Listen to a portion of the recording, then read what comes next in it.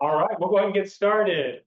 For those of you who don't know me, I'm Stein Brunvan, Associate Dean and Director of Graduate Programs at the University of Michigan Dearborn.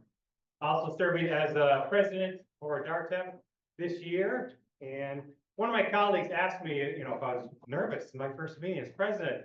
And I thought, no, because the bar has been set very low with the recent visit yesterday from another former president that I couldn't possibly do worse than that, right? So, and I apologize. I don't mean to get political, so I won't say anything more about that. All right, so moving right along. Welcome to the fall DARTEP, the first fall DARTEP meeting here at Saginaw Valley State University. I want to thank our hosts. I think they're mostly over at this table, right? So let's give a round of applause. This university has been doing a lot of boosting lately. Okay, that's it. That's no more references to anything like that. So I want to invite Deborah Lively up to come and give a little welcome on behalf of the university. So come on up to the microphone, please.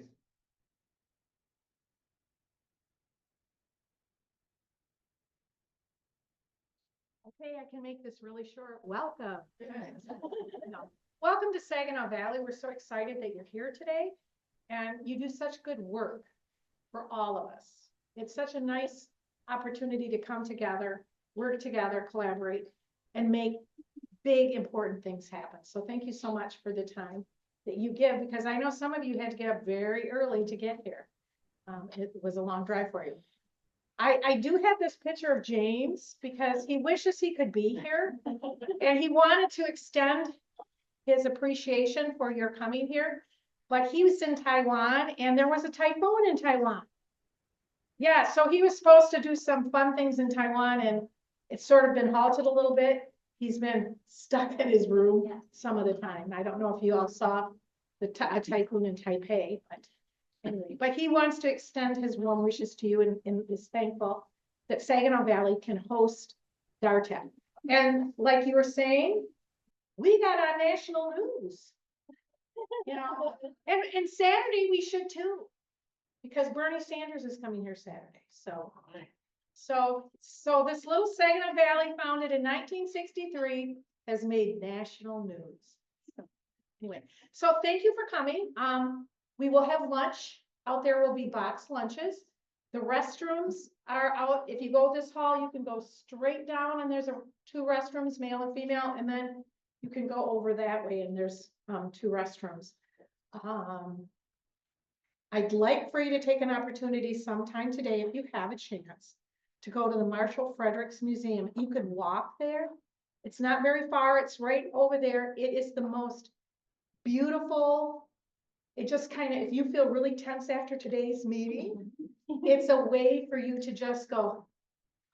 It's absolutely unbelievable. It's a gem in our area, and I'd like for anybody that would like to have an opportunity, you can just, it's not far at all, and we can help navigate you to get you there, but I would really highly suggest if you made it this far to Saginaw Valley, you might want to have an opportunity to see the museum and to see the sculptures. They're just majestic. So enjoy your day, get a lot of work done. We're so glad you're here. Go Cards.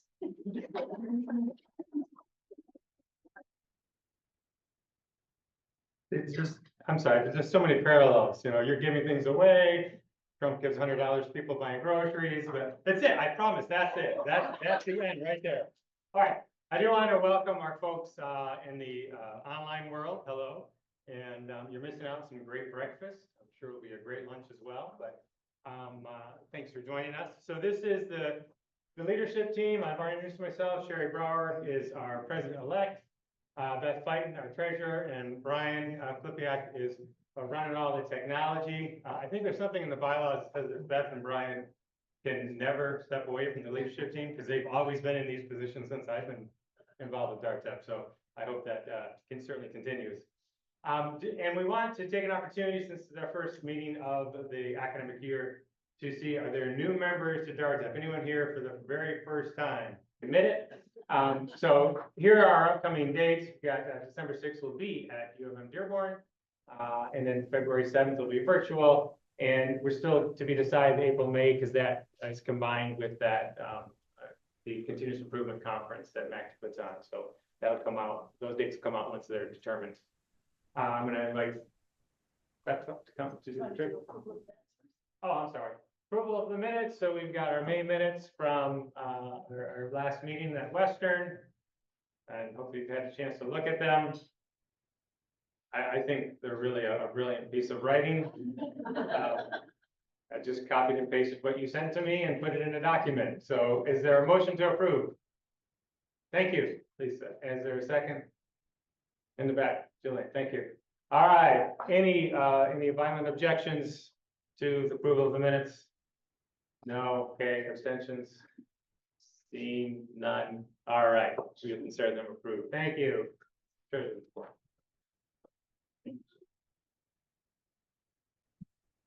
Good morning, everybody. So glad to see all of you in person. It's always so nice. I saw some of you at Cape Con not too long ago. So welcome to DARTEP, especially to our brand new members. Okay, go ahead, Brian. Thank you. So I am the treasurer and I am the person that handles the membership and the dues.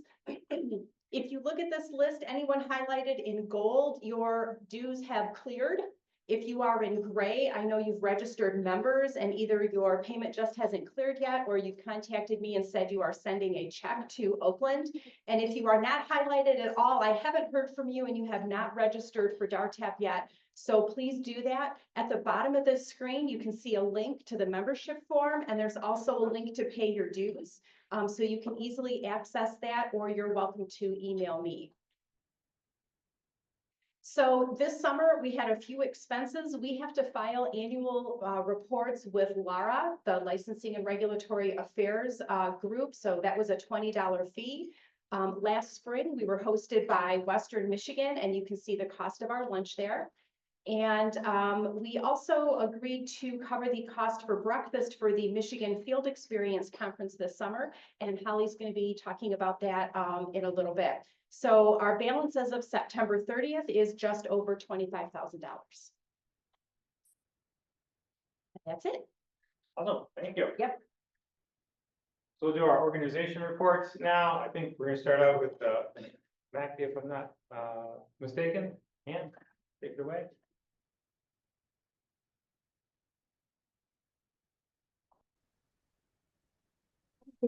Going to be a camera a little shorter since the last time. Is this okay, Brian? Yeah. All right. So I'll start off with MACT. We were awarded $10,000 from AECTE for a grant titled Advocacy for Quality in Educator Preparation. And this is to strengthen legislative and public understanding and to gain support. So we'll be hosting a series of regional roundtables, and we will be discussing with legislators and educational leaders from EPPs, K-12 schools, as well as other stakeholders. And we will be in touch with all of you as we move forward. We are beginning to plan the spring continuous improvement concert that Stein just mentioned, and we are looking for volunteers to serve on the planning committee. If you are interested, please email our president, Marcia Fetters, at marcia.fetters@wmich.edu. Regarding AECTE, our parent organization, there is a Fall Virtual Leaders Institute, November 15th, which is online. It is half day, noon to 4 p.m. The agenda is available online and it features 2 tracks. One is state policy issues and the other is association leadership. There is going to be a session on science of math, which is just all the rage right now, and what it means for EPPs. The cost is only $50. And if you bring a team of 3, it's $120. And there's more information online, or you can email me at artab@sbsu.edu. So MDE handles our state legislation so well. I'm going to bring up some federal issues that we should attend to. There is a House appropriations bill that eliminates funding for all teacher quality, TQPs, and Hawkins. We have some breathing room right now because of the continuing resolution that funds the government through December, but AECTE is still concerned. The best case scenario is that Congress adopts the Senate figures, which are fiscal year 24 levels for these programs. The worst case scenario is that they split the difference and the funding will be cut in half. There's some irony with the House hearing last week. You might most likely seen email about this. One House committee is examining innovative approaches to educator preparation. We had several people from AECTE, including Carol Basile, our fellow board member and ASU dean, talking about the innovative practices in teacher prep. We are often criticized because we are not innovative for teacher preparation. Another committee is cutting the very programs that fund this work. So always a balance. Regarding the science of reading, NCTQ was hired with other organizations to audit EPPs to determine their level of allegiance to the science of reading. Some of you I know have already heard from NCTQ. With the science of math, there is not current concern, but it's something to watch. There is ongoing impact of anti-DEI initiatives, including the House passing an education bill titled End Woke Higher Education Act. In case you want to follow it, it's HR 3724. It passed by a 213 to 201 vote. This is one of the several anti-woke initiatives and messaging bills from Republican lawmakers that are timed to the election, but they have no chance of being passed in this Congress. The AECTE website lists new federal legislation and regulations impacting EPPs. And then lastly, Lynn Gangone, our president and CEO, has retired. We have Marta Drake, who is the CEO, who has stepped up as the interim. And then we are announcing now that Cheryl Holcomb McCoy, Dean of American University School of Ed, will be our next president and CEO. That's it.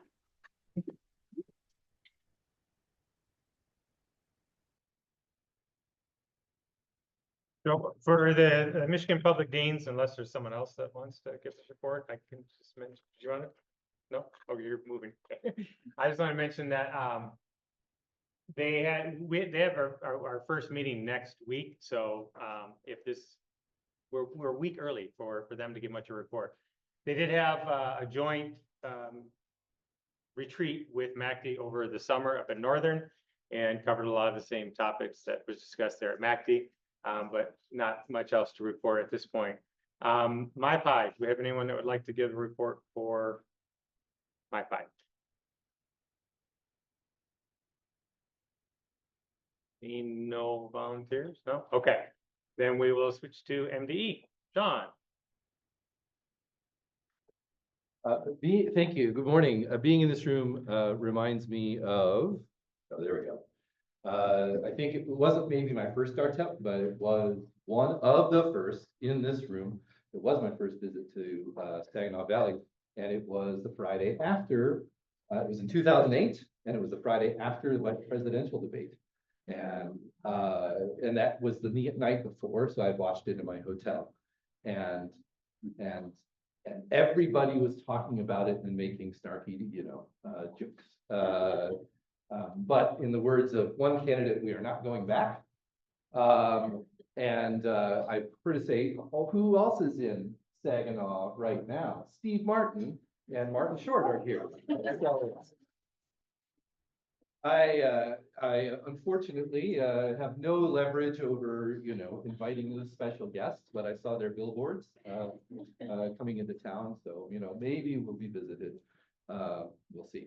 Okay, so before I get into the updates here, we did send out the written updates. Again, that's always a reminder to do that. I do want to shout out to all of my MDE team members who are here.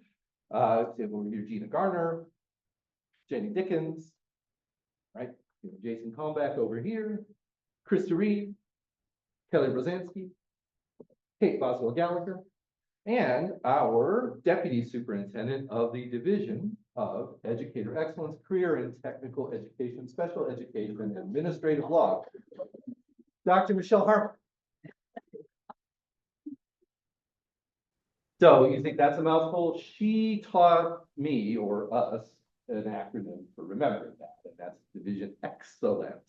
It's an ECSA, and you can rattle them off like that. All right, go to the next slide. Want to welcome to the MDE team, a couple of faces you won't see here, but you may interact with them because they do a lot with our grants. And that's Dante Richards and Jenny Ruiz Garcia.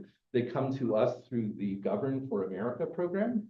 And they're working, are they officially in the strategic implementation unit? In our strategic implementation unit, which Kelly is the supervisor. And they're there to support all of our grant work and legislation. So you may see their names here and there. And Jenny has been like a really big help with me, helping non-English speaking teachers get certified. I did a lot of it myself, and then she came in, and we're teaming up really nice. So we're going to talk legislative updates and legislation. Kelly, if you want to say anything on these, I can just run through them. Okay, we'll just run through some quick ones. The first is set of things in the budget. A lot of these are continuing items from the state budget, the 27P Grow Your Own program. That's some of the money that helps with Talent Together. And then G is also money for the Talent Together. 27N is money to support the ACR program here at SBSU in collaboration with Saginaw Public Schools. And then there's a continuing money for Teach for America, goes through Catholic Public Schools. There a few more items that are not all new. One is a grant for the Black Male Educators Alliance to help with recruitment of diverse teachers into the pipeline. West Michigan Teacher Collaborative, that is Kent, Ottawa, and Muskegon counties, working with Grand Valley State University and other providers, I believe, on accelerated programs and parapro to teacher pipelines and other really good initiatives there.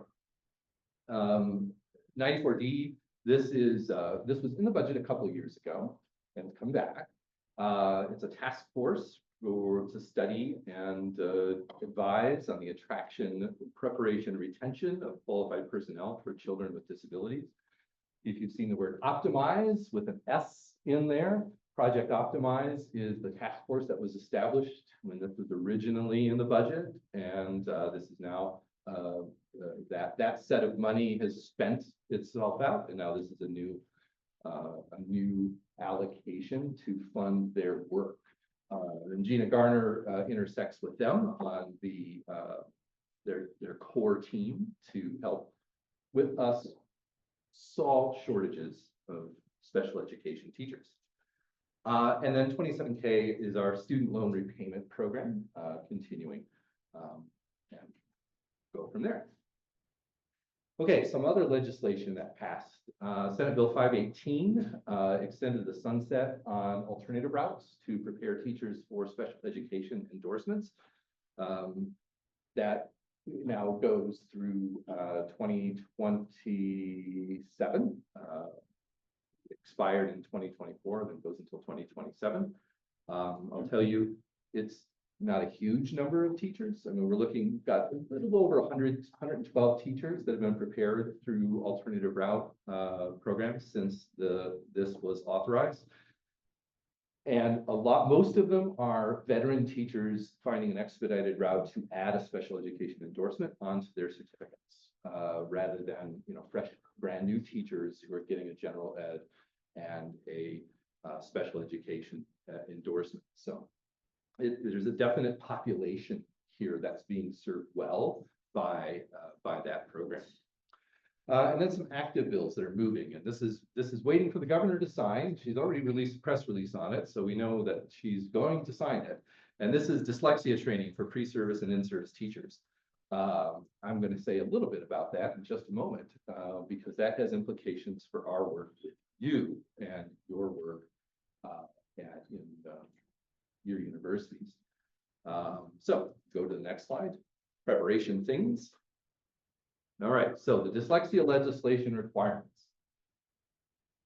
By September 30, 2027, all programs must offer instruction in these 4 things, right? I'm take the time to read them all, but they're all about dyslexia, understanding the characteristics, understanding the primary characteristics of dyslexia, understanding the secondary characteristics of dyslexia that people have. What are instructional adjustments that can be made to support children with dyslexia? And what are some methods in school-wide multi-tiered system to support, MTSS framework? This is every program, traditional university-based program, every grade band, every content area, and alternative route programs. So this is a rare bit of legislation that pulls both things together. So this is an obligation for everybody in every program. And there's a deadline of 2027 to have this fully implemented. The way it's written is MDE or the superintendent will not approve a provider or program that doesn't include this and will revoke approval of programs and providers that don't do this. So it's kind of heavy in that first set of clauses in this. The second part is programs that involve reading instruction, language arts, special education, or school psychologist licensure must have these two things in addition to what was on the previous slide about evidence-based instructional methods. And then this is where the science of reading pops up in our legislation for supporting children with dyslexia. And there's a little asterisk here, there's a waiver option. If your university doesn't offer any of these kinds of programs, you can apply for a waiver option that's good for 2 years that exempts you from the legislation, from the requirements, from both sets of requirements. So that's a thing, and I know there's at least one EPP represented at DARTEP that doesn't offer programming in any of these areas. But when we say reading instruction and language arts, that does include PK3, that high literacy, and the 3-6, as well as our sort of more traditional language arts, English, reading teacher, the new English language arts. We will define for you what specific endorsement areas are embraced by this through the application materials that we're going to be rolling out for you. Yeah, go to the next slide. So the implementation plan. We really wanted to realize some synergies because there are multiple things that we want to help you with. And so to implement this, you will provide documentation to demonstrate the compliance with the dyslexia legislation, along with program applications for the disciplinary literacy standards for secondary programs and a review of reading diagnostics coursework. We're going to bundle 3 things into one documentation request because, next slide, we have a goal. Actually, that would be on the next one, but this is, I'm going to say here, we have a goal of supporting you with thinking through your programs as an aligned system of educator preparation in the teaching of literacy. Really want you to think deeply about how literacy teachers are prepared, whether they are elementary teachers, whether they're secondary teachers, whether they are primarily literacy focused, or whether literacy is a piece of the broader spectrum of things that they teach. And so we're taking this occasion to bundle these three things together, because we haven't reviewed the reading diagnostics coursework since people proposed them in 2007 and beyond. And we're one thing that this law for dyslexia does not specify. It doesn't specify the number of credits. It doesn't specify that it has to be a class or a series of classes. It simply defines instruction that will be provided to candidates. And so we hope that you find an opportunity to integrate that within this broader set of literacy preparation courses. And that's our goal in that documentation request. We'll talk a little bit about the disciplinary literacy preparation standards. Again, for the secondary, these were approved by the state board earlier this year. Those replace the standards in reading instruction for all secondary teachers. The rule requires 3 credits in content area literacy as appropriate for secondary grade bands. And so this is a new set of standards. Many of you have seen these standards already because we offered my goodness, I think it's 2 continuous improvement conferences ago. We offered a draft of them to help with writing. If people wanted to update that course while they were building their ELA and math programs and their science and social studies, we offered a draft of the standards, which is unchanged from what was approved by the state board. And so with a new set of standards, of course, that initiates a period of program review.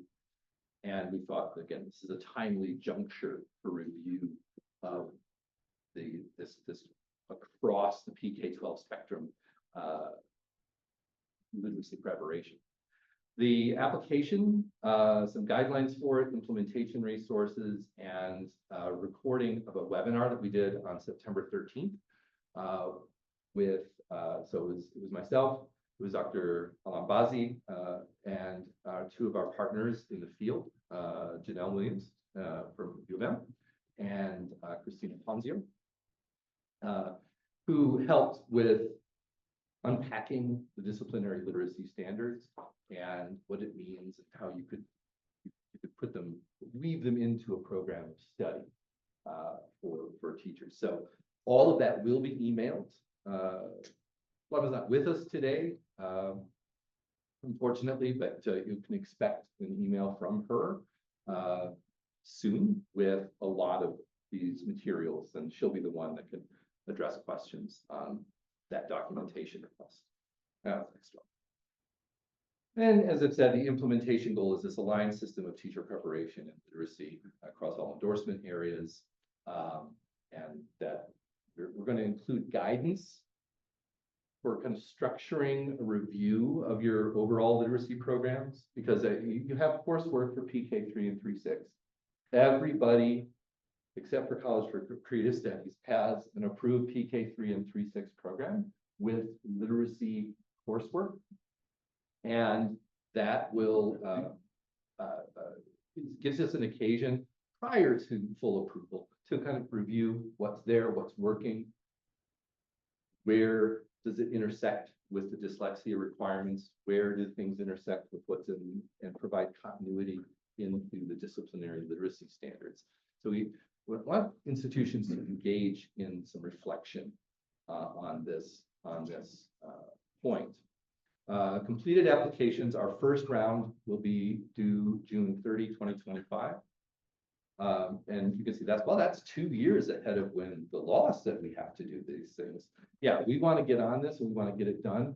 And we want to support you in doing it well. So we want not only to get your plan, where is this going to be integrated? What are the courses? What are the learning experiences? But then we want to support you with implementing that so that by 2027, we can confidently say every program is doing this and every program is doing it well. Okay, go to the next slide. This is, yes. That syllabi again? Or are you gonna not? We're going to ask for a syllabus for your disciplinary literacy class. One of the others is the other part. I sort of alluded to reading diagnostics. we're gonna ask you to review what's approved for reading diagnostics and let us know if there are any changes.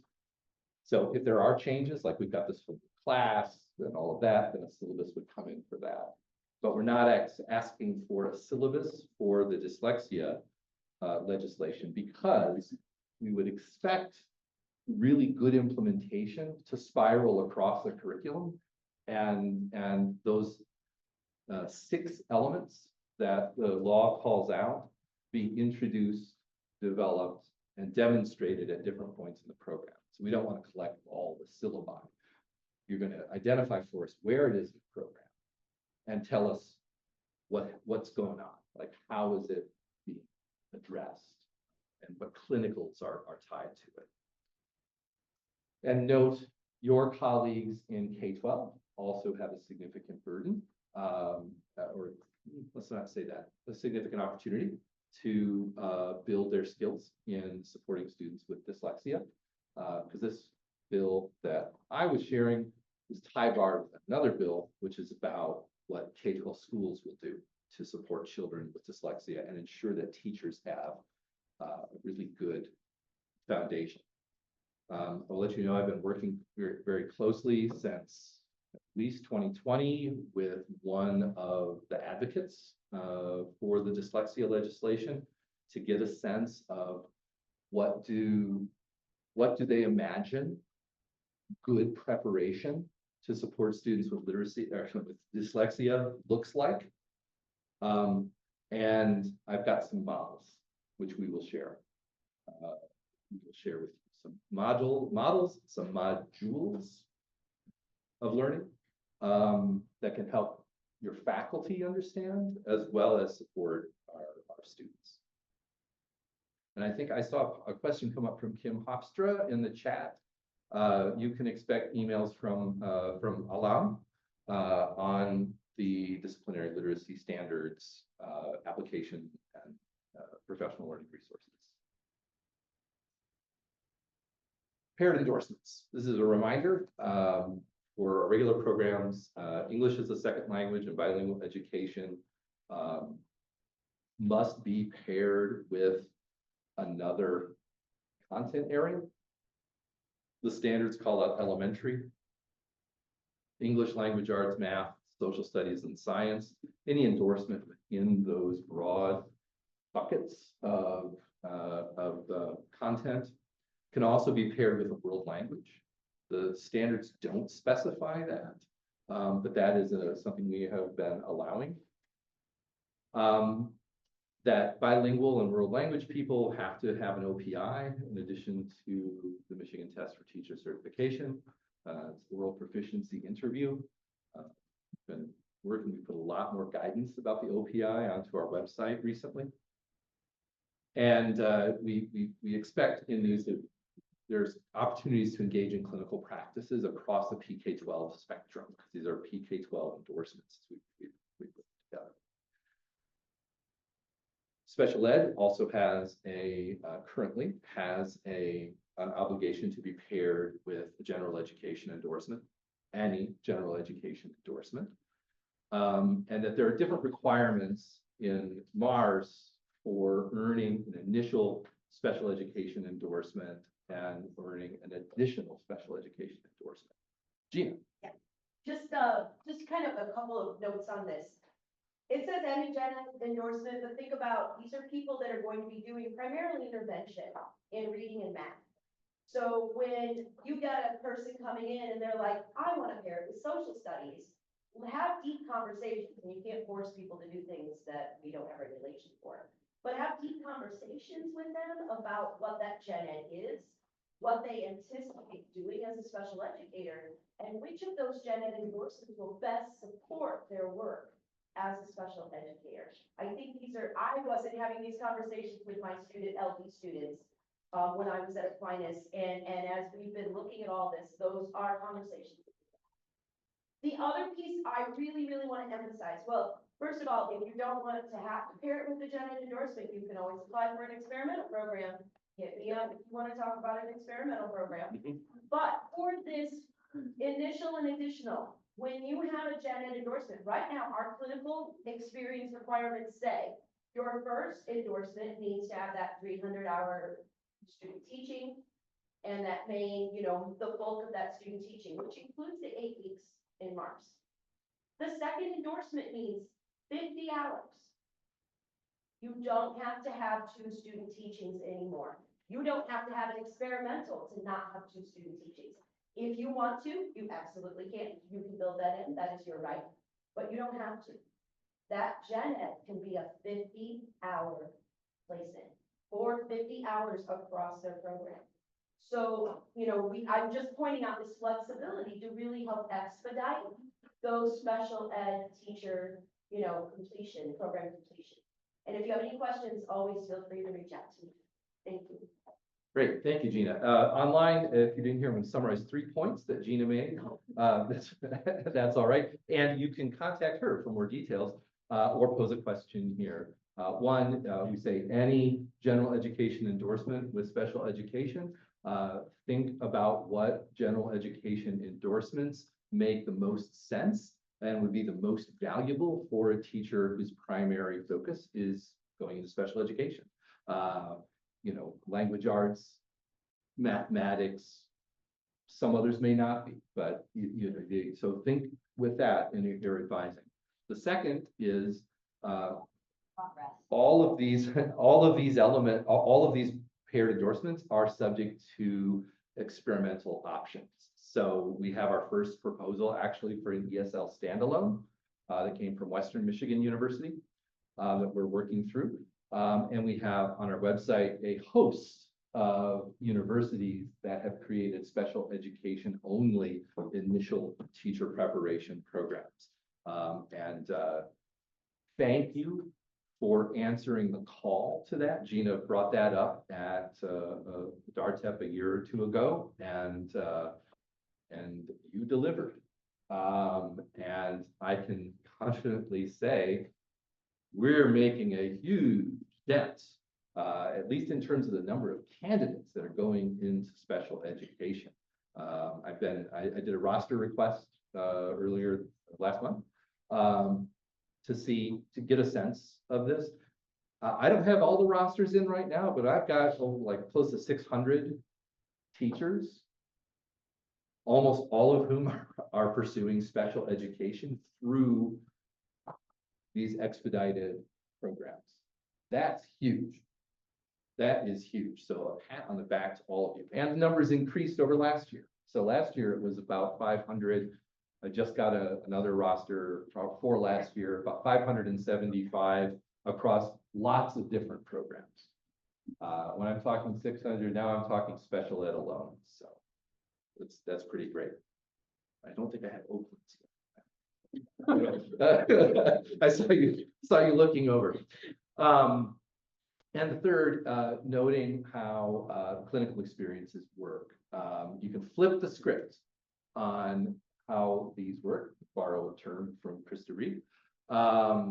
Traditionally, we've seen the gen ed program as the primary and special ed as the add-on. And so you devoted it's like 2 semesters of student teaching, or 3 if you've got a full year for gen ed. They do their gen ed and they do their special ed separately. If you flip the script and think of the special education as the primary endorsement and the gen ed as the secondary endorsement, then you can get all of those 600 hours in your primary area, special education, and then you have only an obligation of 50 hours for that gen ed area, which would ideally also sort of weave in with special education preparation. So if you're in a classroom supporting kids learning disabilities in language arts, I mean, that could count toward learning disabilities and language arts. So the necessity of having 2 big semesters of student teaching is gone. You can do it, but you can also expedite it by the way that you consider how a teacher, what their primary role is in their endorsements. And you're still good with Mars, right? And you're still good with us. There's no violation of any rules to do that. Next. Okay, MTTC. Shift a little gears here, professional knowledge and skills. So grade banded professional knowledge and skills tests are out now. So there are 4 different ones. And they are currently paired with a set of these endorsements, the ZO, ZP, those are the early and lower elementary, the VQ, which is the language arts, the EQ, which is math, in middle grades and high school, and then coming, or the DQ and the CQ, which are science and social studies, 5, 9, and 7, 12. And you have to pair these with one of these professional knowledge and skills tests. Now, Bridget is not here today. And it was a very good question that came up. That when they look at a MOEX application to approve, and somebody has taken, say, 117, which is the PK3, it lists like every possible endorsement that the 117 could pair with. Not just early elementary. That's a programming issue with MOEX. We are going to fix it. And in fact, we had a meeting yesterday and a new display for it. It'll take some time to program, but we are going to fix it so that you will only see the one. So in the meantime, there's noise. There's going to be noise on that application. What you want to make sure, though, is that the endorsement that they said they are applying for is the endorsement that you are going to recommend them for. So you can not pay much attention to the testing piece because that application isn't going to hit your queue unless they've passed a test and the appropriate sets of tests. So relief is coming to that. It'll look much nicer. It'll be much cleaner, and you can not have quite so many things to see there. And I appreciate that being shared. Again, I think Beth, didn't you share it with us? I did, I contacted Bridget. Yeah, and I think, yes, so that's going to be solved. Yeah, it'll take some time, but it'll be solved. So we have that for these, and as these new grade bands, as we get the DQ and the CQ tests out there, and people start getting those endorsements, those professional knowledge and skills tests will pair with. Starting January 1st, 2026, every endorsement for initial certification must have a professional knowledge and skills test. Maybe I should say it, every candidate seeking initial certification has to have passed a professional knowledge and skills test. Whether they're taking something in one of the new grade bands, or whether they're taking one of the older grade bands, or the older, like a world language or music, which is, we'll have new standards for that soon. So there we go. Or business marketing, technology, management and technology. So every test, every initial candidate is going to have it. But again, it's initial. So somebody coming back for an additional endorsement is not going to be required, no matter how old their certificate is. So it could be a standard certificate and they're coming back and getting it. This test is really a one and done for teachers, for our new teachers, for our veteran teachers who have demonstrated their knowledge and skills through their professional work. They're not going to have to take a professional knowledge and skills test. Administrators don't have to do it. They will have their own test. Now, what you're going to have to do in this is if you have a candidate who is taking, and well, we will keep reminding you of this because you're probably not going to have to deal with it much before January 1st, 2026, but that's not that far away. You will have to reach out to Dana Utterback to let her know we have an additional endorsement candidate or a set of additional endorsement candidates who are going to apply, and they need to be allowed to bypass the professional knowledge and skills element. Right now, MOEX is programmed in such a way that it just you pick an endorsement, it says, here are all the tests that go with it, and it doesn't recognize whether you are seeking an additional endorsement and have done something already or not. So you're going to have to reach out to Dana to do some back end stuff to let those people's applications go through smoothly. The new system that we'll be debuting, Michigan Educator Workforce. Isn't there another word to it? Information system? Just Michigan Educator Workforce? New? My ed. My ed. My ed. It's not just educators, it's educational personnel, so we settle on ed, because it's a merge of MOX, which is hopefully we all know, and then RAP, which is the employment stuff, which goes with education. So my ed or me, but we're not allowed to call it. We just call it that. About that amongst ourselves, most of us have cats, so. So the My Ed Workforce, which will be essentially the next iteration of MOAX, it'll be a whole new build. It will be able to, that programming is being built for that, and be able to make those nuanced checks on who's applying.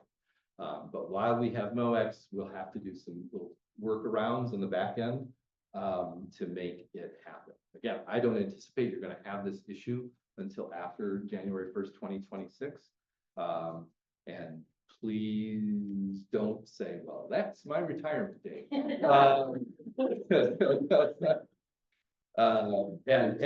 with that, Lisa, who's retiring. Does this apply to the birth certification, To what? the birth through kindergarten? Oh, Yeah. uh, Oh, no. no, No, it does no, not. no, they have their own professional, it's like elementary. The two elementary tests have their own professional, piece in it, and the professional is built into those BK standards. So those three have their own professional built in. Yeah, good question. Thank you, because I'm making edits and I missed that nuance. So good. Yes, thank you. The candidates who, are pursuing both the PK3 and the 3-6, so Yeah. K6, they only need to take one of the professional knowledge skills. Is that also hold true for the secondary? If they're pursuing both the middle and high school grade band, do they only need to take 135 or 136 if they're pursuing both grade bands? Yeah, and so proper Jeopardy style, I'll say yes. And now I will repeat the question, which is, is it the case that if you're taking PK3 and 3-6, you only need to take one professional knowledge and skills? That is true. If you're doing a 5-9 and 7-12, you can pick one of those also. You don't have to take two professional knowledge and skills tests. And the other question, which Lisa raised, and she answered, was the birth to kindergarten endorsement, or the ZN. Does that require a separate professional knowledge and skills test? And the answer there is no, because that is built into the BK test. All right, and that QR code will take you to the professional knowledge and skills website. Eric. Just to confirm, so for the January 1st, 2026 deadline, that's for candidates that might be certified after that date. So someone who's already in a PK-12 Spanish program, if they're going to finish their program after January 1st, 2026, they'll need to have a PKS test. Yes. Is there recommendation about which one? Good question. So he's asking about the professional knowledge and skills obligations, particularly for people taking a PK-12 program. And is there which one should they take? And we have a little bit about that on the website. We advise has this person done the majority of their clinical experiences, and where are they envisioning themselves? At what grade level are they envisioning themselves in teaching, right? So if they did a lot of high school and not so much elementary, then let's go to the high school. I think it's rare that the person in these PK-12 envisions like their whole, like, I'm going to spend 50 hours in every grade all the way up to 12, PK 12, that will come to 650, or no, $700, because PK and K. That's quite a bit. So the Lori Maurer is said a very similar question. If someone's pursuing 7-12 only, we would recommend that they take the one that aligns to 7-12. But I know this is going to happen. People are going to get a sense of which test is easier. And they're going to start migrating to the easier test. That'll be a perception. I mean, they have the same frameworks, the same sets of standards. The questions are parallel across all 4 tests. And so we know that there will be some mixing and matching and maybe some sort of patchwork, but that's not going to be the majority. We're looking at, like, what are the majority of our candidates going to do? How are you going to advise them? And advising them toward getting this 1 grade band only, you really should take just that 1 grade band test. Yeah, Demisha. So candidates who graduate in December, so then they wouldn't be recommended by us until January 26th. Do they have to take the test, or as long as they finish the program by December 25, they're fine? And you get them in before that. Now remember, the professional knowledge and skills test is a subtest. It is not an expensive test. And it's not a huge test, right? And it should integrate well with your professional sequence that you're pairing with that program. So it shouldn't be a barrier. It should be quality assurance. We would encourage people to use those vouchers. If we still have money for the reimbursement program at that point, then that would be a very, makes it a no-cost effort for individuals. We are seeing very high pass rates on this. We're looking at 95 to 97% pass rates on our professional knowledge and skills tests. So that means you're doing a good job of preparing people in these areas. And there we go. On the chat, I need some Yeah. questions. So we did have a couple of questions in there, Sean. So the most recent one, based on the PK5 testing website, it says candidates seeking multiple grade band endorsements at the same time can take the PKS test for either grade band. Is that correct? Yes, that question was raised here, and that's correct. And then if a PK-12 student chooses to take, sorry, I've got too many things, chooses to take 131 but is unsuccessful, can they try to take 136 instead? They can. And what do you know? They could double dip the reimbursements, because if they never took that other one, it would be their first time taking it. So I'm not trying to tell you how to game the system, but there's ways to do it. There are ways there. They don't need another professional test here? Right. Birth to kindergarten does not have a separate professional knowledge and skills testing But obligation. is there any version between birthday with pre-K to 3? They don't need to do the pre-K to 3? I do need to do it for the PK. Well, but question. Depends on which test. they Professional, take. yeah, professional knowledge and skills. Well, if they're,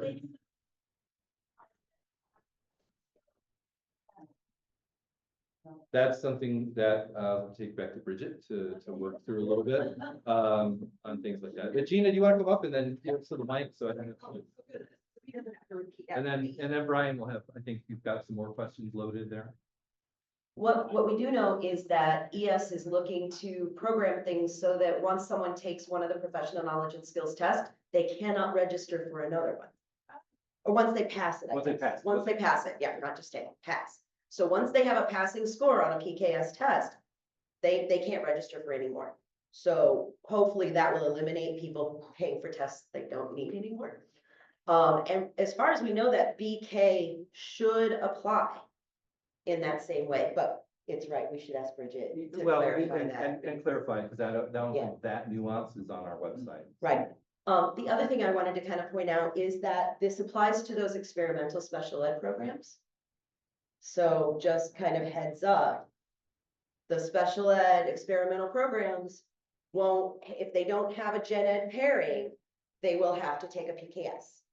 So just make sure you've got that. It could be 135 or 136, but it would be best for wherever area they're working most, and you advise based on their clinical experiences or what they're working. Yeah, it could also be the PK3 or 3-6. So they could take any of the 4 because it's a K-12. So yeah, that special ed is a K-12. They can pick one of the 4 for their PKS. We're past the olden days where secondary, where special ed was considered on a secondary certificate, right? And it is a thing. So, okay, Brian, there's some more questions? I'm not sure if this one was answered or not. If a candidate is, oops, sorry. You just scroll up farther. No. These are good questions. Thank you. When will the PK-12 MTTC be available? We're not making a PK-12. We're not making a PK-12 professional knowledge and skills test. We just have these 4. So those getting a PK-12 endorsement need to select one of those. Now, if this is a total failure, then we've got to go back to the drawing board and we could consider that, but this is our implementation. Is that it? Okay. If I missed something, we'll cover it later. All right, yeah, indeed. MTTC test fee reimbursement grants. The 24 fiscal year 24 funds, we had $1 million. Those ran out in early September. So we saw some messages from Bridget on that. Like advise people to like apply to take it after the October 1st. And or utilize vouchers really well, which again, you can invest in vouchers in addition to the ones we give. Our fiscal year 25, we're now into that year, and so reimbursements restart. That's a $1.1 million, so a little bit more. But you want to plan ahead because we'll probably run out of money again. We have made a request to the legislature to beef this up, give us more, because the volume is, if everybody who was eligible for reimbursement filled out the paperwork and got the reimbursement, it would have been about $2 million. But a lot of people didn't. So, including Bridget, by the way. So we do some secret shopping, and she was eligible to take a reimbursement. She didn't, so that takes the obligation down, which is fine. So we will probably run out unless the legislature allocates additional money. So we want to sort of plan ahead with our vouchers, thinking late summer, early fall. Save those vouchers for people who are retesting, or people who may need that test after that, or candidates carrying the ballot, which is, I had that point, and I can't remember the note for that. Although I know some of your vouchers will, some of your vouchers don't easily add up right to the total cost of a test, and so there's some obligation to the candidate, so you can continue to use vouchers to cover that. So best to plan ahead, get as much testing in while the money's there, and then we'll give you an update when we get close to running out. Again, that'll come from Bridget. Next one. Okay, Fellowships and stipends. Again, we've talked about this many times. MyLeap and the My Student Aid team within MyLeap do administer this. They have debuted an excellent dashboard to share the data. It's not quite real time. It gets updated once a month, and that QR code will take you to it. And this is what you see on the first page of it. And you can see statistics on the fellowship. It's hard to see, I think, here, but what you can sort this out by congressional district, by House district, by Senate district, to see what's the impact in there. That's a thing that legislators want to know, right? You know, how many people in my district got this? If you see at the bottom, it says 1 of 4. There are 4 screens here. There's 2 each for fellowship and stipend. The second screen for both is where you can sort it by EPP. So you can see where your EPP stacks up in terms of the number of applicants, the number of people who have received funds, and how much total has gone to your program. So it gives us a nice finer grain look at things. And you can also see something on that page that our friends at MyLeap have told us happens every time they have a new program where people can apply for money. And that is, people around the state say, money, and they go and apply, whether they're actually eligible for that money or not. And so when you click on it, you might think to yourself, I didn't think people in community college programs, just going to community colleges, not teacher ed, were eligible to get the fellowship. And you'd be absolutely right, they're not. But what you'll see on that page is you'll see a whole, like all the community colleges are listed, and almost all of them have somebody went and applied. But the key thing to note is none of them got money. You know, none of the money went out the door to people who are at ineligible places. And so you can see this, you can sort it out by that, you can sort them out by county. Lots of data you can get to see and help measure the impact of this program on local and regional, or these 2 programs. Yeah, right. So just a quick note for everybody in the room and online. The slide deck will be available on the DARTEP website sometime later today.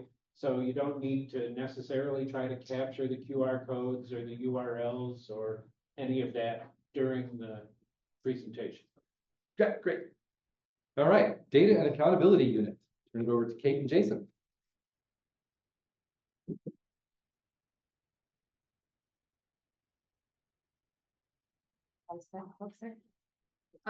So I'm first representing the professional practices team, or what we call PPR.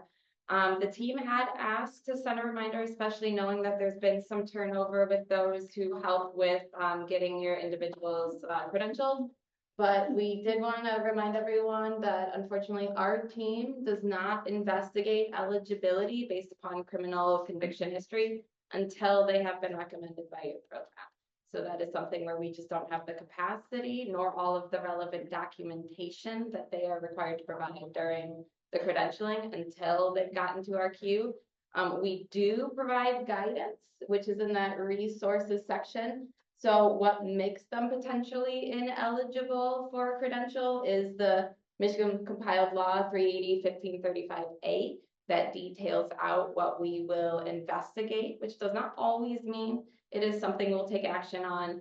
DUIs are not something we're going to take action on, but we do ask that they divulge any misdemeanor because there are a handful of misdemeanors that are actionable. They tend to be very clear what would be actionable. They are things that involve assault and difficult topics.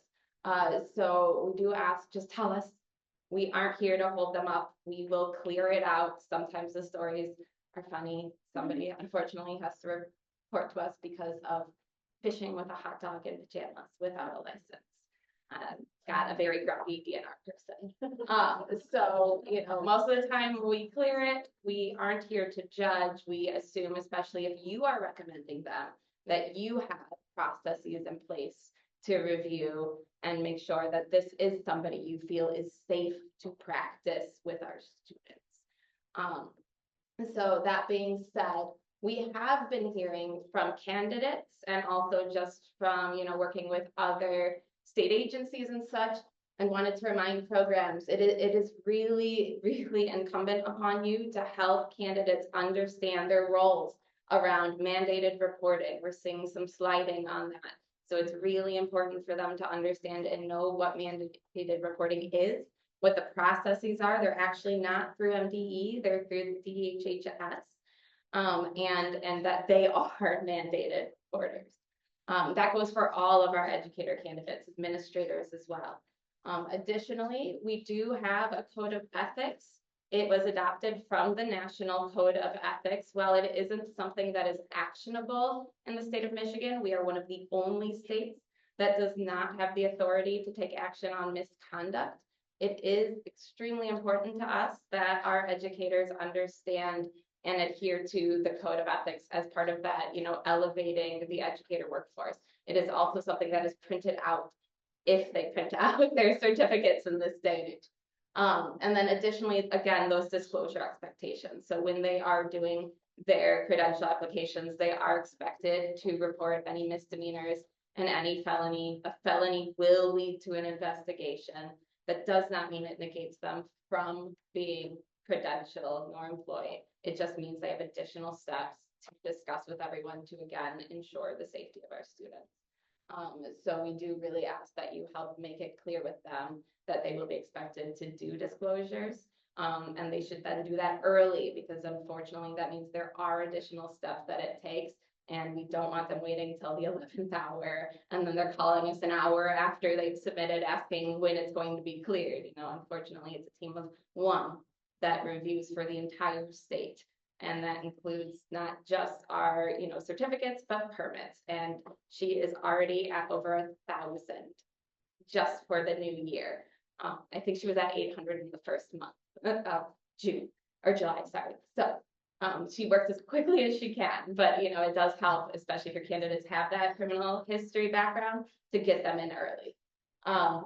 You are able to, renew especially certificates as of January 1.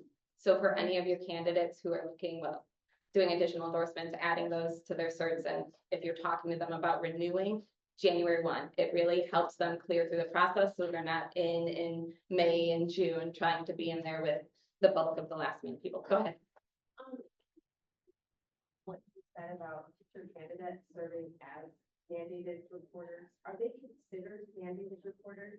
No, sorry. When they become a teacher, the role of a teacher is to be a mandated. We did reporting, but we let teacher candidates know to be reporting to their mentors. Yes. Yes, so to repeat that for teacher candidates, when they're in the classroom as a teacher candidate, it is not their job to be the mandated reporter, but to make sure if they are seeing something, that they understand how to see something, right? But also who they should be reporting to, which is the teacher, the principal, etc. So that is critical. On our educator conduct webpage, this will be a link that Brian, I believe, mentioned everyone will get.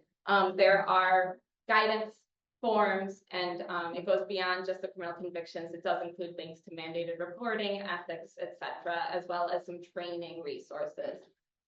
Another good note is NASDAQ has some resources. I'll send it out through the listserv, but they've also been building out some vignettes around ethics, misconduct, etc.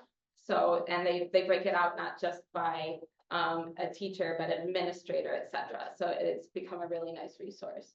And then last but not least, we always really advocate for strong internal processes. I think we came about a year or two ago after there was a situation where there was somebody who was charged with a very serious crime, but had not yet been convicted. If they are charged with a very serious crime, they do not have to report that to the state. It is not until they are convicted during their application process. It's only if they're employed and it's a very specific crime that they have to detail it. So that's where we really, really advocate for our EPPs to have very well-established processes around how you guys are determining, you know, the recommendation when you see situations like this. And that also protects you as the EPP, both if something unfortunately happens later on post recommendation, or if they are upset with you holding on that recommendation, if you decide to hold. We're trying to get ourselves a little bit back on track, since we do have Becca Tisdale from Talent Together joining us online at 10:30. That's the plan. I wanted to try to, I've asked MD colleagues if they wouldn't mind finishing their updates during lunch. We'll kind of make that more of like a working, talking lunch. And so I don't know that Brian was checking to see if you saw Becca online, but I'm not sure she was. So Holly, do you want to come up and do your little sharing about the conference, and then we'll see if Becca's with us. Can we get the slide that has these?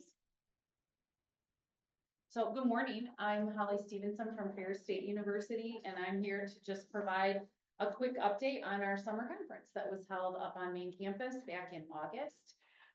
Thank you to the co-chairs for that event, Jane Gensick from Calvin University, and also Jeff Bean, who is our field placement person for East Michigan.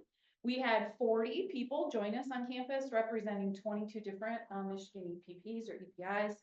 And when folks registered for the conference, we asked them, what do you want to talk about? And so we shaped the conference based on their answers to that question. And we ended up doing several different things. So self-care and student mental health were top of mind. So we had presentations related to that. We talked about site visit practices, including working with mentor teachers, MTTC resources. Thank you to Bridget for coming, along with Linda from CMU and presenting about that. University-based mentoring for early career teacher alumni was another focus. And we had great support. So from Raul and Anne-Marie, Raul from GVSU and Anne-Marie from Madonna for coming. And then also to Sarah, who presented on that early career teacher alumni support. That was our morning. In the afternoon, we did some pop-up discussions tied to lunch. And again, it was topics that our attendees said they wanted to talk about, so they could come back from lunch a little early and engage in some conversation. And then we ended the day with panel discussion. We had two Ferris grads, one elementary, one secondary, and one Calvin grad who was elementary. And it was great. Jane and I at one point were like, should we sit in the room so they can talk about their field placement without us being there, since we arranged them? But they were honest and they were positive, and it was a great experience. We will host this conference again in August of 2025. We pattern it after the National Field Experience Conference. My colleague Jeff and I went to that conference, I think 2 years ago, and it was us and one Michigan State person. That was it, because it was expensive and it was a long way away. So we decided to replicate it in Michigan, and I think it's been a great success. So August 2025, back on campus at Ferris, we did an exit ticket, being the good educators that we are, that told us we needed longer breakout sessions. So we will do that, and also adding an additional panel discussion, continuing with our recent grads and our teachers, but also with our mentor teachers, so that we can have some great conversation. So we appreciated our breakfast from DARTEP. That conference was free. Nobody that came to that conference paid anything for it, which was nice, unless they got their institution to pay for their lunch and if they stayed the night. So we had a great experience, and we welcome anybody who hasn't joined us yet to come to campus with us in August. We'll have official dates and information in spring when we get a little closer. All right, thank you. Thank you. Mm-hmm. And thanks to Ferris State for hosting that. All right, I do see that we've got, well, I was actually going to say, can we keep the slide up? If you don't mind, Brian, thanks. So I do see we've got Becca joining us. Thank you, Becca Tisdale from Talent Together. And we're going to have the slide up on the screen with the questions that you're going to be talking about. I know you wanted to spend a few minutes talking with some updates, but just to give people in the room and on Zoom, so a little bit of background reminder that Talent Together was a big topic of conversation at the retreat up at Northern earlier in the summer. And so of course we sent out a survey to ask for questions from all of you that you would like to have addressed, and compiled those down where we saw similarities, tried to compile them down and basically provide them as they were written. So some of these questions are quite specific, and you may recognize them because you might be the author of the question. And so Becca has agreed to come and talk with us and address these questions for us and share a little more about Talent Together. So I'll turn it over to you, Becca. Thanks so much. Hi, everyone. I'm wondering, so we actually did put together a couple of slides that go through each of these questions. Is it okay if we share our screen? And I'm saying we, like there's another person sitting next to me, but my teammate, Sarah Campbell, I think is also on the line. Sarah, are you here? I am. Hi, Okay, everyone. great. Yeah.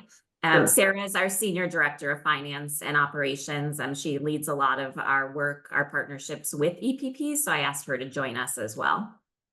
Sure, that's fine. We can stop sharing and if you want to share. Great. Okay, I will pull mine up while we're doing that. Actually, Sarah, are you able to share? Can you share since I'll be doing most of the talking? Yep, just give me 1 second. I'm saying that now, but you might actually end up doing most of the talking. Yep, let me start at the beginning. Okay, while you're doing that, I'll just give a quick update. So thanks everyone for having us. Sorry we aren't there in person. Although it looks like we have a lot of good company virtually as well. So we are going to, I appreciate all the questions in advance. We'll spend the bulk of our time going through them. I wanted to take about 5 minutes just walking through a couple of updates and in particular our impact so far that we've had only because of so many partners that are in this virtual or in-person room. So I'll spend it, go ahead, you can go to the next slide, Sarah, thanks. So my plan was to spend about 5 minutes just kind of going through, can you go back to the last one? Thanks.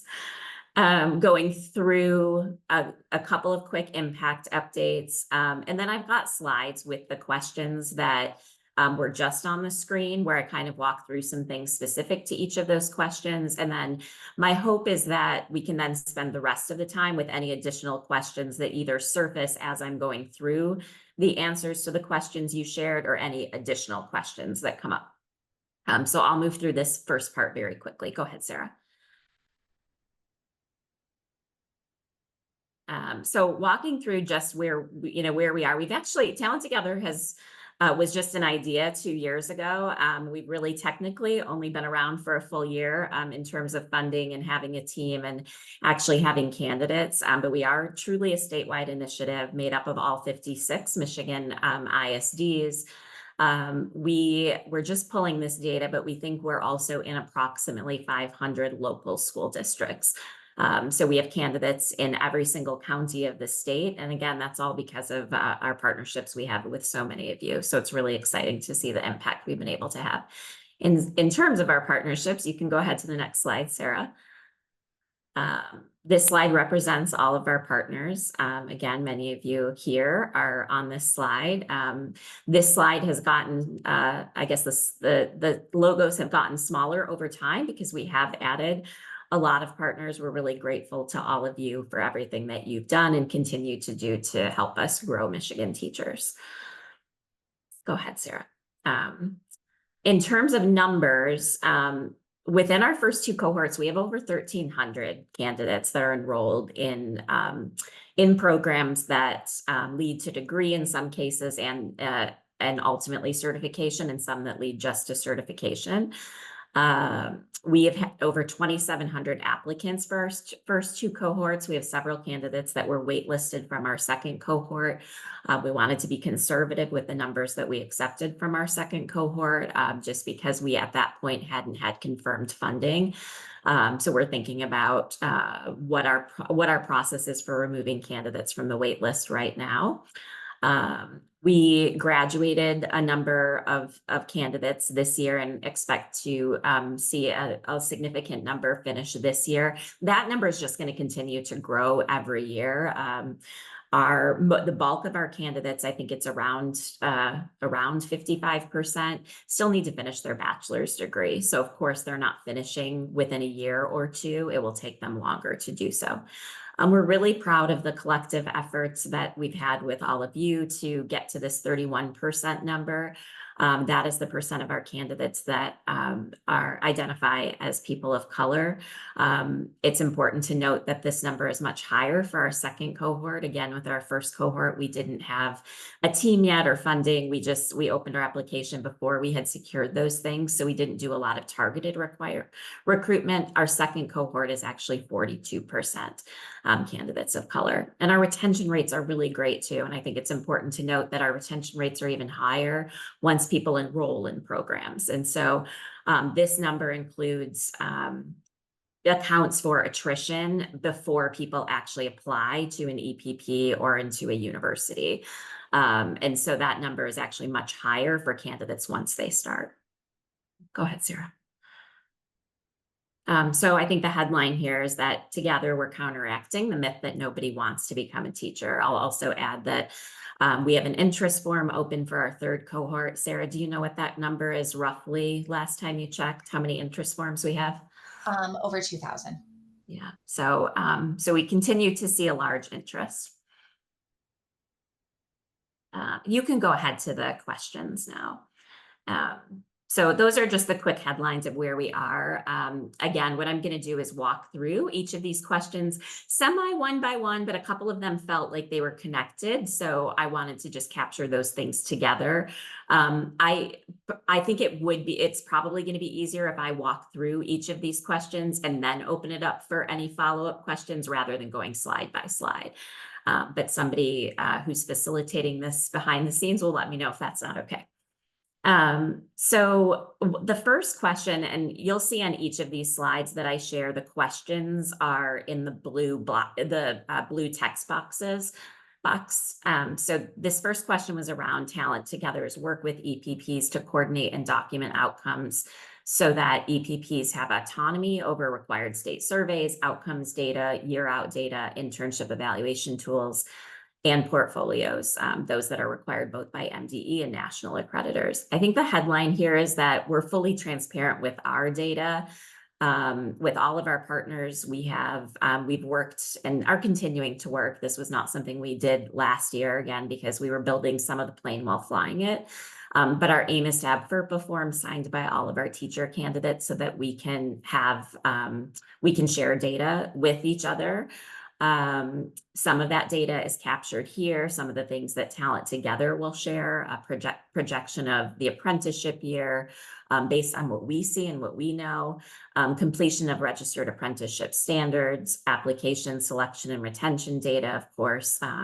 We can sort and filter that data in a lot of different ways. One of our key priorities last year was to adopt systems to manage our really large data sets. So we have access to all of those things, MTTC passage rates, placement, and retention. So I don't think, and I think you're going to hear from some of our partners after this, but we certainly don't have any intention or desire to hold back any data or to prevent you from all doing the things that you need to do and want to do for state reporting and national reporting. Sarah, if you go to the next slide, I'll give the headlines and then maybe you can add some things. Related to data, right now we are in the process of holding quarterly check-ins with each of our partners. One of the topics of conversation is data sharing, but we have established some regular cycles for this data sharing. Sarah, what would you add to this? Like, what are some of the things that are coming up with those conversations? I think one of the things that is coming up is the balance between the live data sharing. So we have some shared Google slides that list the candidates, where they are in the acceptance process and enrollment process, and end of term data sharing. So looking at grades and GPAs and what is the cadence that we want to be receiving the data, but also what is the cadence that makes sense for our EPP partners. And then talking through what are the different formats in which we can share our data. So it's the lowest lift on our EPP partners. Thanks, Sarah. Okay. So again, if you have questions about these things or follow-up questions, jot them down and then we'll have lots. We should have at least 15 minutes at the end, or maybe 12 minutes at the end. Another question or a couple of additional questions that came up seem to be around the theme of MDE and EPP instruments and like what is Talent Together doing? What instruments and tools do you have? So the two primary questions here were around what's required of our portfolio and how will Talent Together utilize EPP created and MDE created instruments. So a couple of things here. One, Talent Together doesn't have any rubrics. We're not outside of evaluating candidates' progress towards the registered apprenticeship programs, we're not evaluating candidates at all. Of course, the Department of Labor requires the registered apprenticeship program or RAP standards. So we have adopted those and we do evaluate our apprentice teachers. That's a subset of our candidates towards those standards. One of the things that we are working with our partners with is to coordinate some of these pieces. So we have a team of folks that are actually holding follow-up meetings with our partners in the coming month to really talk about how we make sure that we are not duplicating efforts. We are not trying to duplicate things. We're not trying to replace anything that EPPs are doing. We know we can't and we don't want to. We also don't want to make anything more complicated for candidates. We know that it's already confusing enough when they have district rubrics and district tools. We do have two frameworks that we use. One of them is the teacher leadership framework. That's the tool we primarily use in coaching and professional learning for our mentor teachers. So all of the mentor teachers that are placed with apprentice teachers, they go through an orientation with us, a training with us. They receive some direct coaching from our staff. So we use that framework in that work. Again, this is something that we aim to work with our partners to try to streamline this and make sure that we're not duplicating efforts or doing things that are unnecessary. The teacher development framework is used with coaching of uncertified candidates that are already acting as teachers of record. So these are the folks that have been employed maybe as teachers of record. They need to get the certification. We are doing some coaching of those candidates, but again, trying to coordinate those supports with any other supports that they might be receiving from the EPP. And I'll also add that one of our goals is to utilize our staff in the way that makes sense. I think an example of this is we actually have some staff members who are working directly with the professional innovators and teaching team so that those candidates' experience is streamlined. So we aren't trying to do something twice or duplicate what's already happening. In terms of the portfolio requirements, that's a little more nuanced. I think we have known from the beginning that requiring a portfolio might not be the right decision. All of these decisions and frameworks were informed by work that our design team did. Our design team was made up of folks from across the state who are school and district leaders, many of whom have been on committees that have developed state level frameworks. So everything was developed with the core teaching practices in mind and with other MDE related tools. We've done some crosswalks of those things and are happy to share those things if that's helpful. But the headline around portfolio requirements is we're revisiting it. We have not required the portfolio yet. We didn't require it for our first cohort. We may require it for a small percentage of candidates who don't go through the apprenticeship program. Again, those folks who are already teachers of record that are responsible for a classroom of students but aren't certified. But that's something we're working on with our partners. We've been intentional in not implementing that because we don't think we're ready to and may not need to.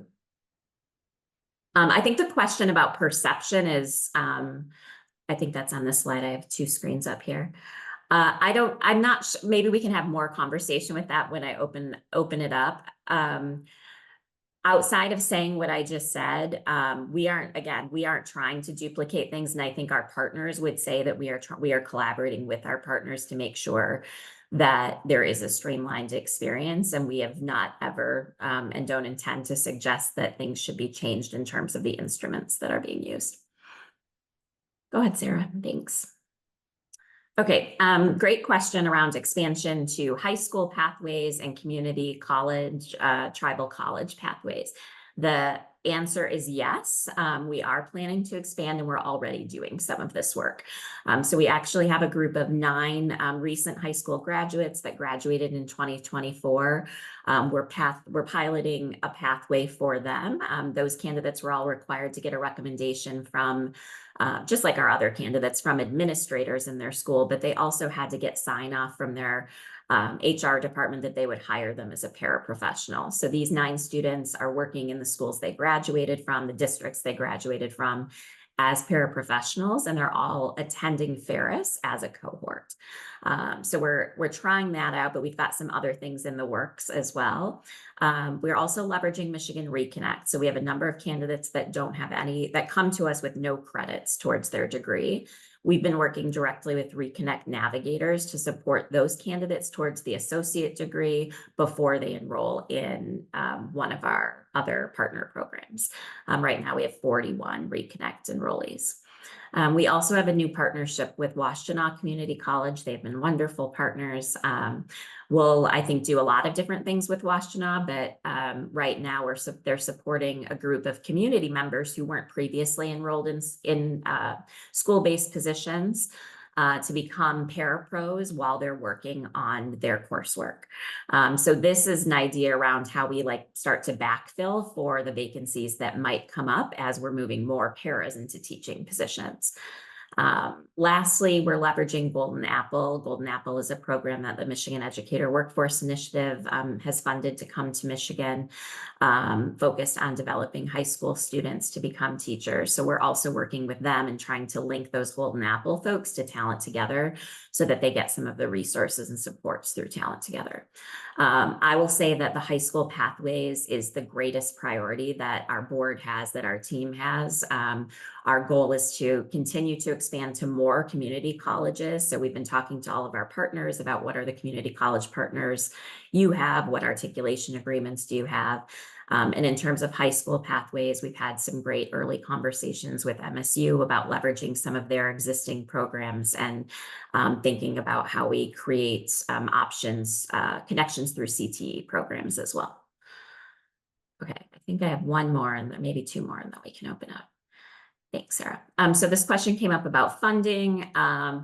This is a tricky question because we all know what the budget cycle is, right? So, and I'm not sure when these questions were shared, but the headlines I would share here is that our board is committed to development of a braided funding strategy. We've spent a lot of time over the last month with our board, including at a retreat that we held in September. That included scenarios for how we reduce costs, how we secure additional funds. We have started to work with the Department of Labor and work with local workforce boards to think about how we secure workforce funding. That is one of the benefits of having a registered apprenticeship program. So those are the headlines I can share there. Go ahead, Sarah. Oh, you know what, Sarah, can you actually go to the next slide and then come back to this one? I moved it to the wrong. Yeah. So one thing I wanted to hit on with funding is where our money has gone so far. And Sarah's the expert here, so she could say a lot more about this. But when we look at our spend and our first MDE distribution of funds, over 64% of our initial distribution went directly to our post-secondary partners, either in the form of payments that have already been made or encumbered funds for the tuition and fees for the cohort that we accepted. Our other biggest area of spending is in our registered apprenticeship costs because we pay for the apprentice teacher's salary, benefits, and for the mentor teacher stipend. So this money goes back to schools in the form of reimbursement for those costs. Sarah, anything you would add there? No, you hit on it perfectly. Wow. Okay. That's a compliment. Thanks. Can you go back to the last one? Okay, and probably the most meaty topic that I'm sure we'll have additional follow-up questions. I'll just fully transparently, when the Board of Superintendents came together and started talking about talent together, part of the original conversation was to become a credentialing body. Knowing at that time, as well as right now, there's a moratorium on that. So it wasn't possible then, it's not possible now. I think where the consortium is we are not currently considering that. We don't see the need for that right now. We have plenty of partners who are serving our candidates well. The only way that I would see that changing is if we end up not having partners that are serving candidates and schools' needs. But it is something that a lot of you in this room have heard me say out loud, I think probably is, I always say, like, why would we do that if we didn't have to? As somebody who's developed a lot of alt-route programs in Michigan and in different states, it's a lot of work to do that. If it's not needed, we won't do that. So that is the headline there. We aren't offering coursework and we have no plans to offer coursework. What we do have is Canvas and we have some supplementary online modules. What's developed thus far are things that are working on non-academic and instructional skills. So supporting candidates with MTTC prep, helping, there's a module on like, how do you read your syllabus? Navigating coursework. How do you access resources from your EPPs? So there's actually a module where we say, if you're at this institution, this is their page you should go to for XYZ. So it's really just trying to streamline things for them, make it more accessible and help them persist through their program. We will develop some supplementary things around foundational reading and serving students with disabilities, but those are supplementary and not required for anybody. It's there for people as they need it. But we don't call it coursework because it's not coursework. Okay, that's it. That was a lot of me talking. I think we can open it up for any additional questions now. So thanks. A couple of things before we toss up for questions. Can you please share those slides with me? We can add them to our main slide deck that we make available to everyone. That would be great. Sure. And then we've got about 5 or 6 minutes for questions. If you're online and you want to do the little virtual hand raise, we'll see you and call on you. You can unmute and ask your question. Anyone in the room here have a question that they would like to ask?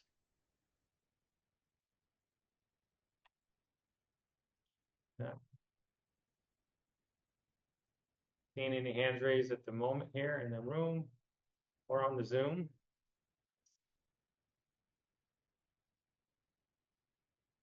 Trying to use wait time. Okay, yes, I see online. We got Jennifer. Go ahead. Can you? Good morning.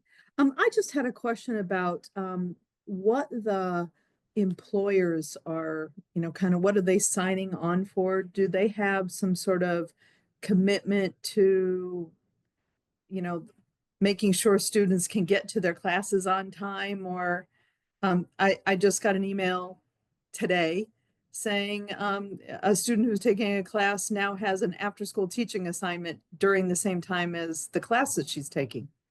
So how are we navigating all of that? Or is there anything we can do better to help the administrators at the schools where these individuals are employed?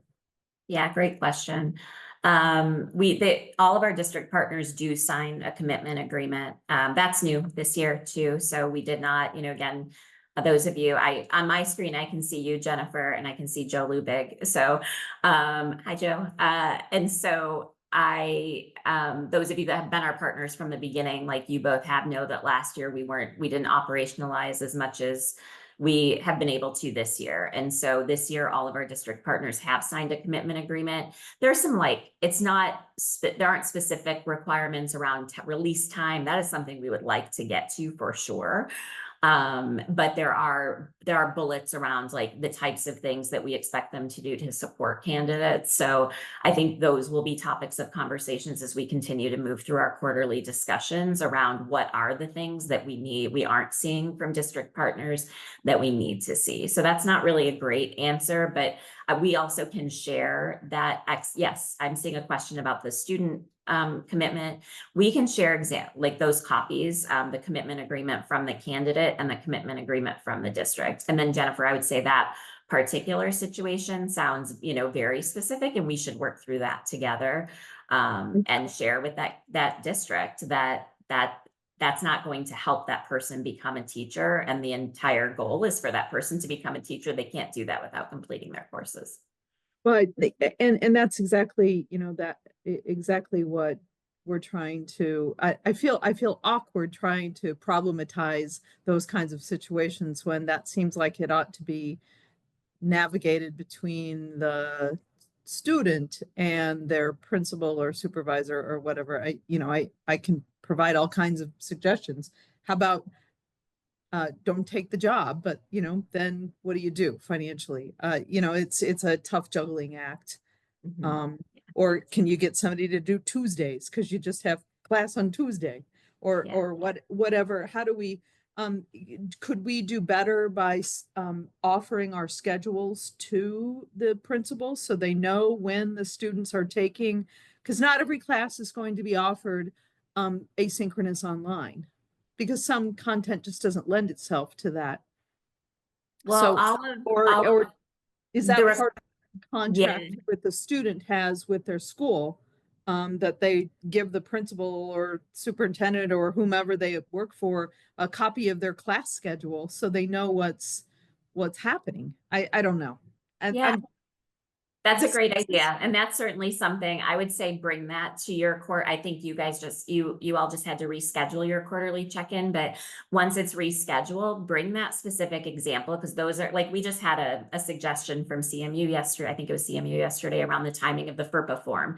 Like, those are all the things that we're learning together. So provide that as a suggestion, and we can help troubleshoot the specific situation, because it is expected that person should be able to do coursework after school. So I just feel bad for the student. I mean, that's really because they're getting put between rocks and a hard place. So I will add that to our meeting when it gets rescheduled. Thank you, Becca.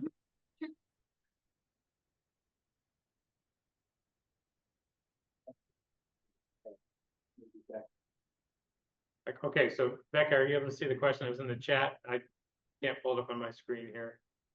Yeah, I referenced so we do have a candidate commitment form too that they sign. It's related to Talent Together policies and things like that, but it's also related to their commitment and progress through their courses. If they become an apprentice teacher, progress towards the apprenticeship standards, and then also their commitment to the district after they finish their certification. So we can certainly provide that. In terms of what the EPP's role is, we have individual agreements with each of our EPP partners. A lot of that is around cost, but we had other things when we developed our partnerships that we committed to jointly. Yeah, we can definitely, when I send the slides, I can send the copies of the commitment agreements as well. Thank you. We've got a question in the room here. Yeah, can you fix the mentor stipend that the mentor teachers receive during apprenticeship, and also the stipend that the interns receive? The amount? The amount. Want a reminder about the amount of the stipends that the mentor teachers and the students receive, right? Yeah, the teacher candidates, the apprentice teachers, they're paid a salary that is 80% of the first year teacher salary in their district. So that is not a consistent amount. It's based on their district salary for first year teachers. And then they also receive benefits. That's just during the apprentice teacher year. So candidates who don't do the apprenticeship or before the apprenticeship year, for those that do, they're paid whatever the salary is for the role that they're employed in. The mentor teacher stipend, Sarah's at 7,500. Yeah, it's 7,500, and that's issued directly to the mentor teacher throughout the course of 1 year. Not to the school. And that's a full school year. Thank you very much. We are out of time for questions, but I appreciate Becca and Sarah joining us, and we'll look for those slides. We'll pass them along. Like I said, we'll add them to our main slide deck so you have all that information. But we appreciate you joining us today. Sounds good. Thanks for having us. Thank you so much. And I think we need maybe two, 3 technology minutes to set up for the panel, or are we not even that? So we've got two of our panelists who are in person here with us. And then Joe Lubig is joining us from Northern via Zoom. And we're just going to move the camera here for a second. And we should be able to get started. Julian, come join us. Okay, sharing the microphone there.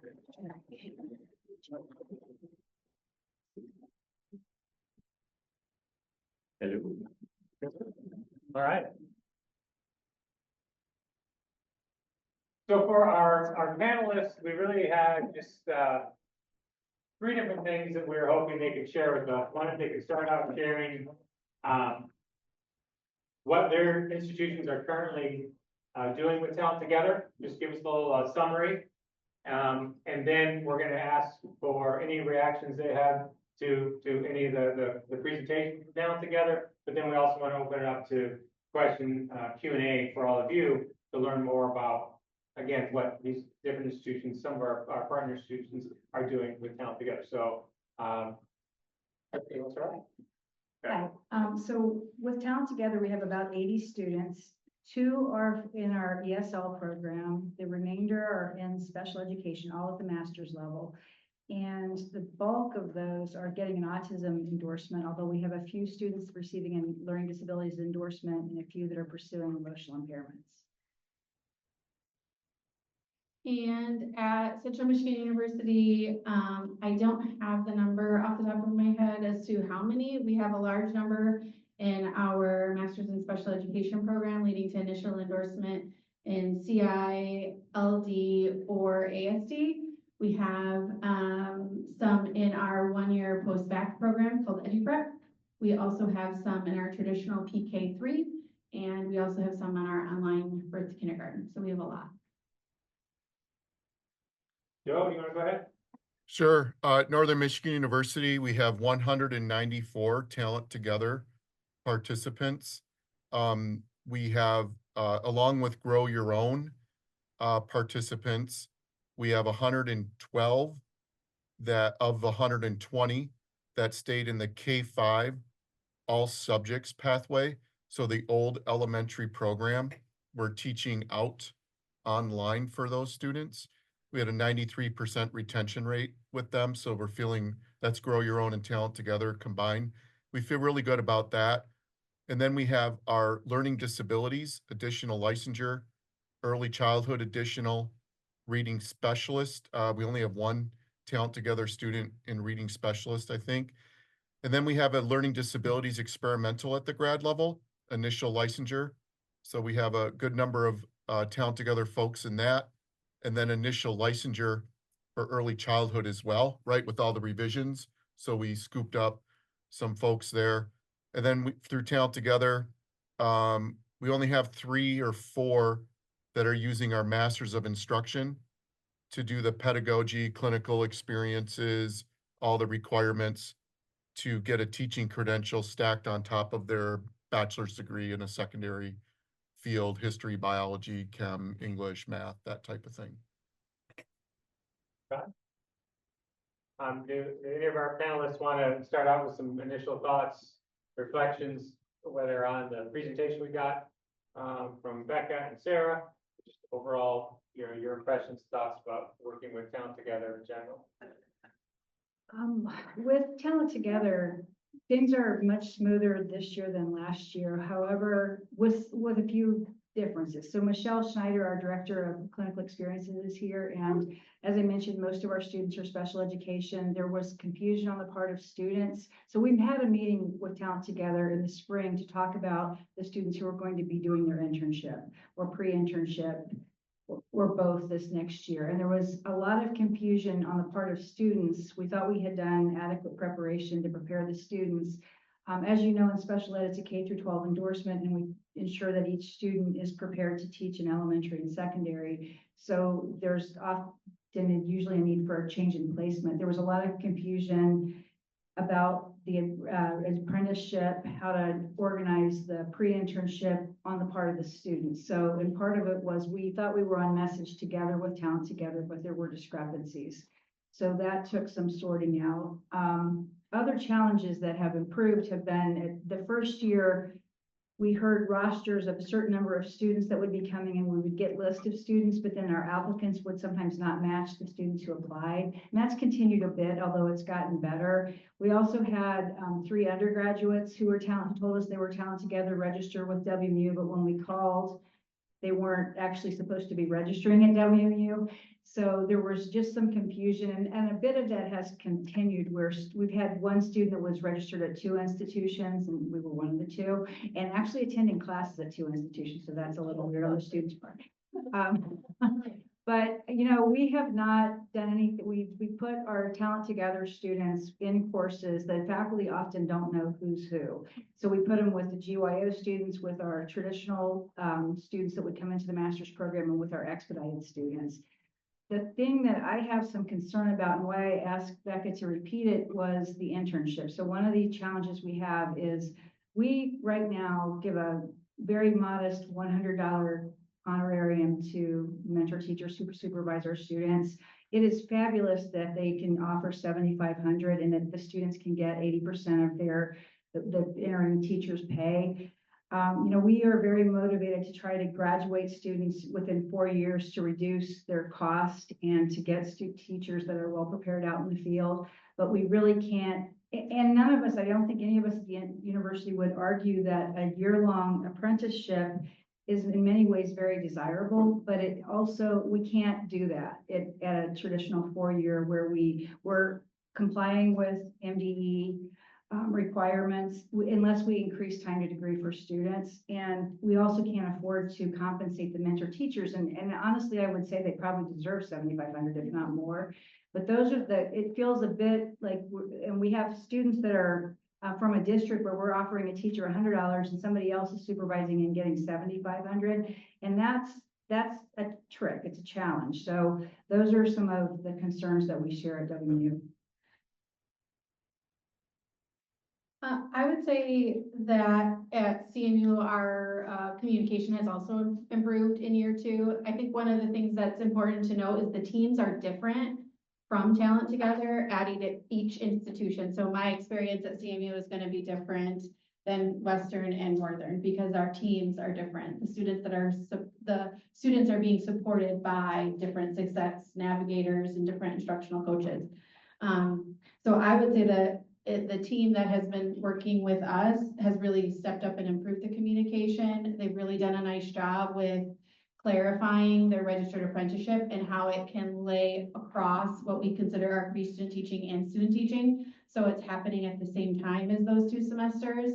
The only issue with that would be if it doesn't match exactly August to May. So that works great if you're pre-student teaching in the fall and going into student teaching in the spring.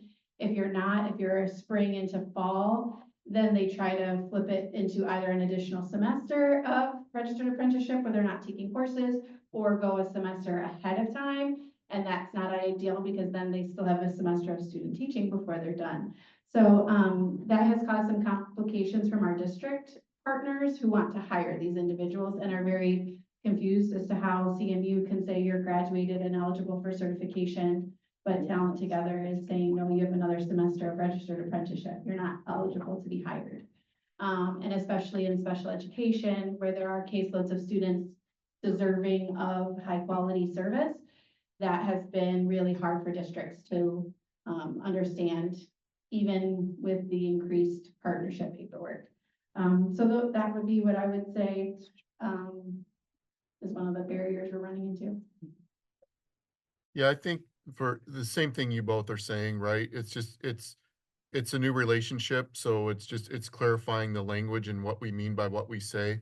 And I do think the apprenticeship word is the most confusing because there's federal and then there's district embedded. There's what we mean by apprenticeship now with our new, exploratory apprenticeship, flex internship. So it's just this big, kind of pot we're stirring. But what we've been able to do is start working now this semester on that apprenticeship year. So we've been communicating to say your apprenticeship year is the last semester of your coursework, clinical coursework, and it's your internship. So you're still enrolled in courses. Talent Together has said they're going to compensate you for this year. right? And we're building it around best case scenario, a fall, winter semester for us, an academic school year for the Talent Together candidate. But we know that'll get messy with the winter, fall people. So we'll just have to work that out. But the confusion that we run into is it's really around start dates. So the thing we've really had to work out and work with our third party billing system is all the logistics. I mean, this is our version of the busing drives the schedule, right? I mean, it's we need to invoice, we need to make sure we have those lists clear. Our systems aren't good at allowing us to identify that on the front end with the student, but it's really getting the Talent Together success navigators to speak the same language and timelines. We've had, like, hey, you're enrolled, I put you into courses, and then they never show up because their navigator said, no, this is the school year is fall and winter. It's not summer. No, it is summer, right? So that stuff. So that's kind of I think that's part of the usual 10% of baloney we just have to cut through, right? On a positive note, I like that it's challenged us, especially the K-5 pathway folks, the paraprofessionals seeking a bachelor's degree, and we have 41 credits we're using for the elementary K-5 all subjects. It's forced us to really have hard conversations with ourselves and amongst our faculty. Are we really modeling the things we're preparing our candidates to do, right? Like, well, these six people aren't turning in their stuff. Yeah, they're homeless right now. They wrote me. I can share that with you now. Like, we have to show some grace here, right? We have age range is incredible. I was blown away by the age range of the parapros for the K-5 pathway. We have people who are over 60 years old enrolled in the program.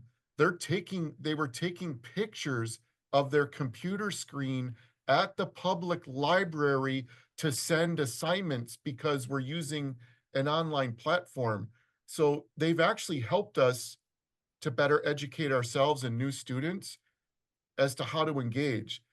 And I got to say, like, I'm really grateful that our Center for Teaching and Learning, admissions, student services, all those people have rallied around them. We've adjusted work schedules, gotten some grace for people to not work on Monday, but work on Saturday or do evenings.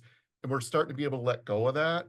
But I think the headaches have been worth it because we've grown in ways that we should grow.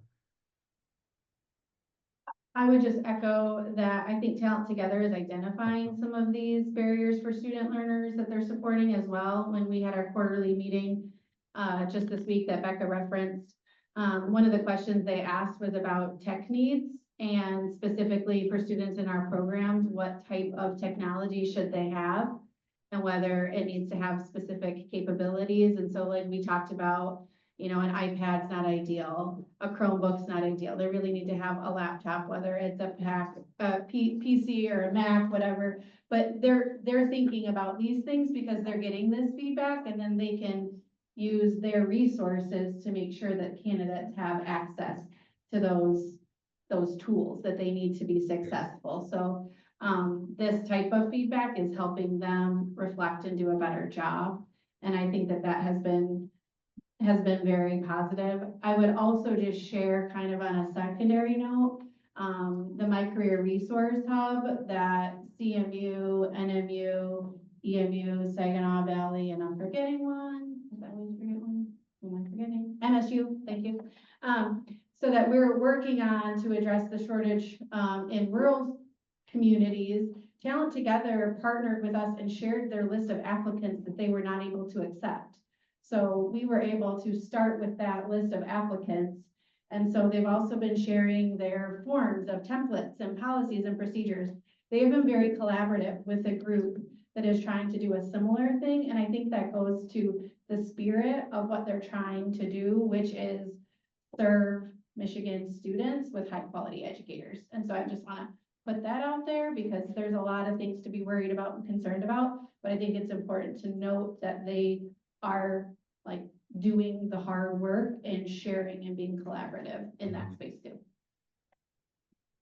Yeah, and I just want to add, I do think all the GYO programs, not just Talent Together, have encouraged, it sounds like all three of our institutions, and I'm guessing everyone's, to think more creatively and to kind of stretch ourselves to make sure that we're being inclusive and we're reaching out to all students about the best way to offer education to them, especially those that are non-traditional students or contemporary learners coming back. I have to laugh though, because we had a few people taking photos. Maybe those were the people that were, they were maybe at Northern and WU, but they were taking photos and then sending the photos of their screenshots. And so it's been a learning process for all of us to help with tech skills, everything from what technology you need to how to actually use very basic, what many of us would think is very basic technology, and then to rethink how we're offering the classes, the scheduling, the supports that we're offering, and so forth. So for all the GYO programs, including 61I, the MDE GYO programs, and some of our federally funded programs that are very similar, I think it's been helpful, and it's a path forward. And it also shows, Becca mentioned that we can get people attracted to teacher ed. We've definitely shown that. So if we can reduce the cost or make college free, we can definitely attract good candidates to education. Well, Talent Together, as of today, has 4,000 applicants, paraprofessionals, parapros that want to become teachers. I mean, that's a pretty significant number. I was just at a legislative session with all our UP superintendents and our UP representatives and senator, and they want a line item. I mean, they want a line item in the state budget, $25 million a year. So where that's going to come from, who knows? Will it be, let's take it from from the school aid fund, the higher ed portion, right? Because the money's going back to higher ed. So who knows how that's going to play out? But the bigger picture is there's 4,000 people that they can't enroll right now because we don't have the resources or the capacity to do that. So the more we can flex and play, and I'm preaching to the choir, I know that, but the more we can flex and play with the programs we have to meet those specific needs and to meet the learner where they're at, I think, especially for people that need a bachelor's degree and a license, we're even talking about, can we get them to, can I get them to a bachelor's degree and then partner with an out-route program, or partner with one of our higher ed institutions that has an online pathway? Like, how can we work together to get this done, right? So, and in hindsight, I wish we made the adjustment, but I wish we would have had the ed tech course offered as the first course and not stuck with it as after our pre-methods. When we made the choice to use all Google platform and have them enter through our online course shell, which is a requirement to take attendance first entry, then we sent them out to Google Classrooms. We were able to survey them at the end of the summer as to what Google tools they have available, which was good because they had to go talk to their administrators and their colleagues. What's available to you, right? And so we were able to restructure all 3 courses this fall using a set of agreed upon Google Classroom tools that they will then use in next semester in their content methods courses and literacy methods courses to keep advancing. So we picked 5 things, and we're just going to keep reframing those 5 things to bring down their anxiety and, the load on them to find and learn resources. So let's get good at a few things is the approach we're going to take. So.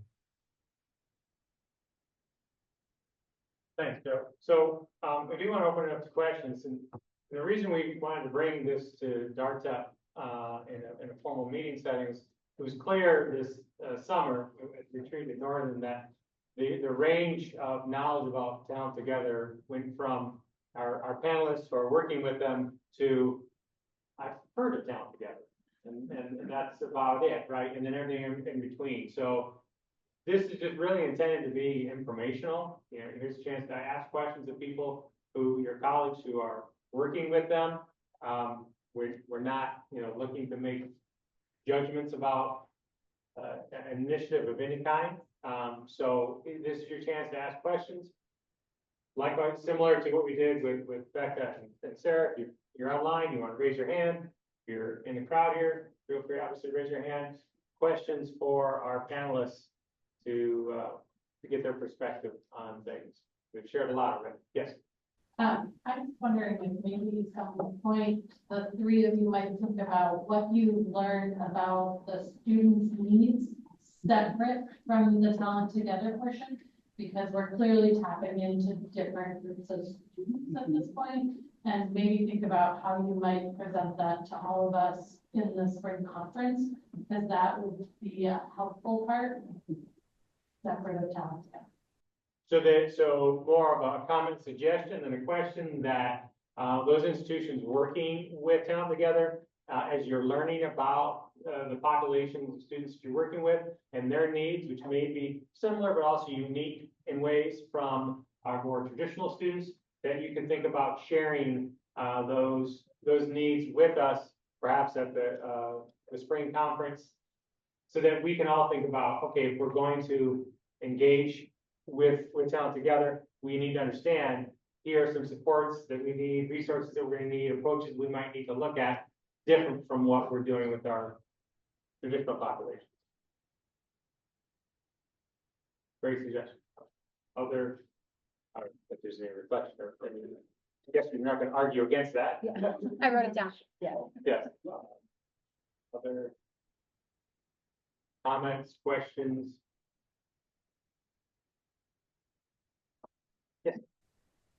I'm probably on the other end of the spectrum that doesn't know a whole lot. My question is that I think what Joel is suggesting is that there are several, I think he used the number 4,000, I don't know if it's really that high, where maybe are not engaged with this yet, but perhaps are seeking. Are other institutions still able to tie into this? So that really has to come from Talent Together. So we actually invited them to come in, I think it was January, I don't recall, last year, and kind of showcased our other programs. So when we first joined in, I was actually the interim dean instead of the director of teacher ed and associate dean, which is the position I hold now. And I'm from special education, and I kind of twisted my colleagues' arms and said, I want to join in. I don't want to lose this opportunity to be part of this. We had great reluctance around the rest of the college. And so, but my own unit said, okay, let's jump in. And that's how special ed became part. And then they've now sought us out for TESOL. We have a really excellent ESL program, but we also have interest now with elementary ed, and they really didn't give us much of a response. So that was a question actually I have too. So all of us probably are working very hard on our articulation agreements with community colleges locally and across the state. And we know that we're going to get an influx of students coming from community colleges. So that's a question I have too, like what's the equity in this process? How do you apply? How do you become part of the partnership? Because for many students, to get your education funded, it's going to be really, I mean, think about the cost of higher ed right now. It's quite a bonus to get into a GYO program or program such as Talent Together. So I do think that was I wish we had, before you said that, it was a question I wish we had thought to ask Becca. And I would say our menu of options was smaller than it is now. From cohort 1 to cohort 2, they said we really have a need in these areas, like the birth decay wasn't initially a program that was in our agreement, and they asked to add it. And so we met and decided, yep, we can do that.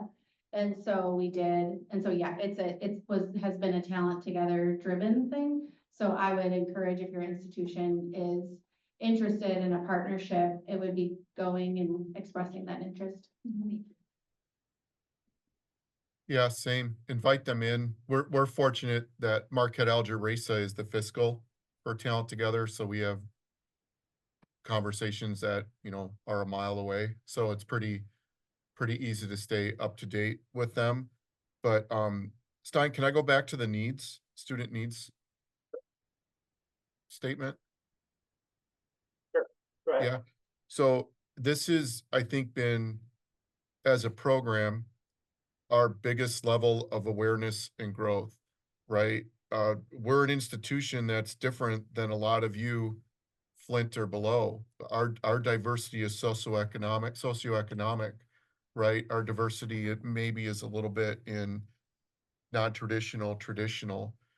It's been healthy for us to see that, when we say, you know, we need people that look to teach, we need people that look like the students they're teaching, they're out there, like, we know that. And so the need we keep hearing about, I said, meeting with 2 Talent Together administrators yesterday, is they need more of us to think about the elementary pathway. The secondary, even with the program revisions we've made, I think that's still an easier path to figure out for an initial cert and gen ed, right? If there's a way for us to rally around an institution that has an online pathway, whether it's bachelor's degree or not, right? We can figure the bachelor's degree piece out, but they need the coursework and they need it delivered asynchronously with structured clinical experiences. That's still, I think, where the gap is. And my guess is that most of these 4,000 parapros want to be elementary teachers. And I think that's a really important thing for us to puzzle over, right? And then, because going back to the needs, we've got to learn more about who could come in. We have a dozen Talent Together K-5 pathway people that I'm panicking over, because I have to figure out how to find money to pay for their transcripts at other institutions. The money's not there for that, right? And NMU can't pay that transcript bill. So I've got to work with Talent Together to make sure that Talent Together can pay for those transcripts. Because if I can't move them from non-degree this semester to degree seeking, they stop out. And if they stop out and we're offering this one time as a cohort, I can't get them there. So, I mean, the needs are great.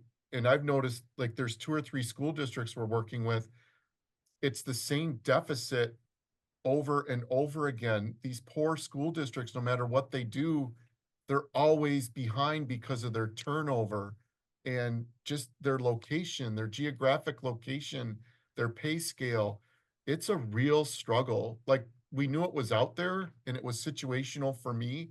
It's been humbling to see the level of need, and out of that, the level of frustration if we can't at least talk about how we can help them collectively.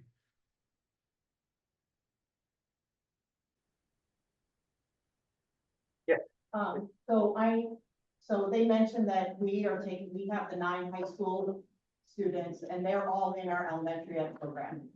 So, we're the group that's starting that elementary ed with high school graduates.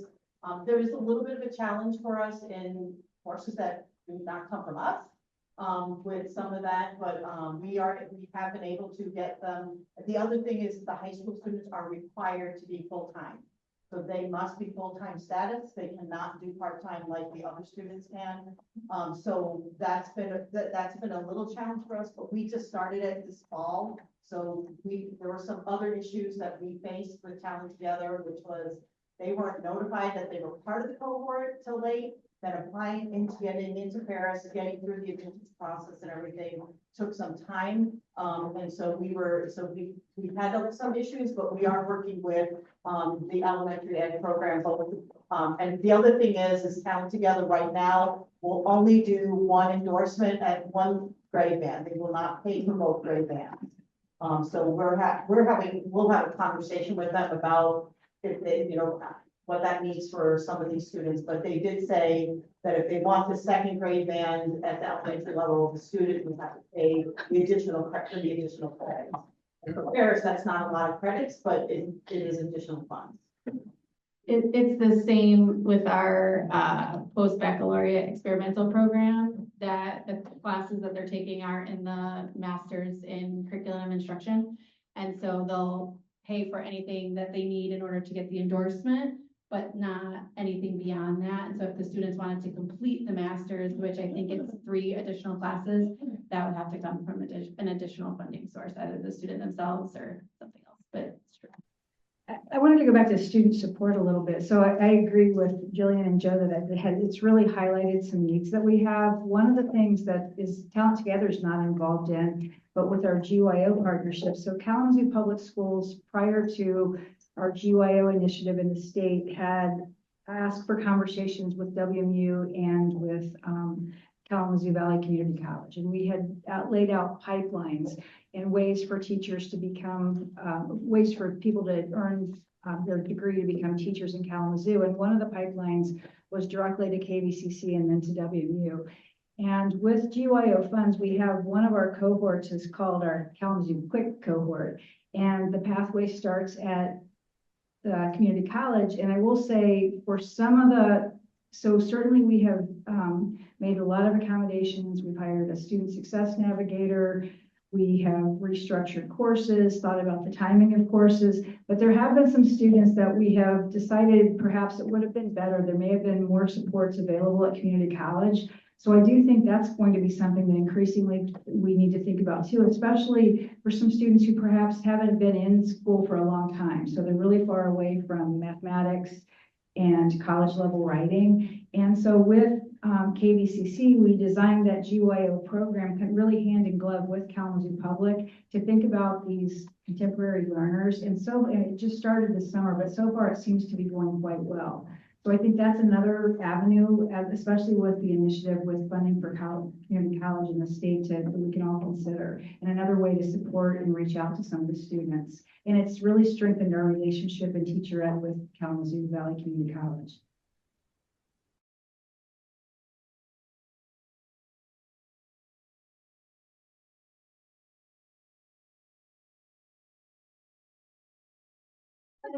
Good afternoon. They didn't stay home, they went out. Some people did come up. I know you're probably thinking with 3 webinars in the last 6 weeks, you are probably so sick of me at this point. So I'll try to be short. Final note from Kate on this, if you do have any questions about professional practices, please just send any questions to the team's email. That is in the DARTEP update at the end when we have the contact information. You can go there, just send them an email and they'll, or coordinate who's the best person to respond, said email. Next slide. So just a reminder on the candidate tracking system, which we have been talking about off and on since May to various groups. Just a reminder that the system is live. It went live on MOEX on October 1st. So just a reminder that there are some tasks for both the candidates and the EPPs, right? So the candidates, once they are officially enrolled in your program, they will need to get themselves into MOEX. So they'll need to create a NICE profile and then use those credentials that they just created to log into MOEX and then create their MOEX profile, get themselves set up in there.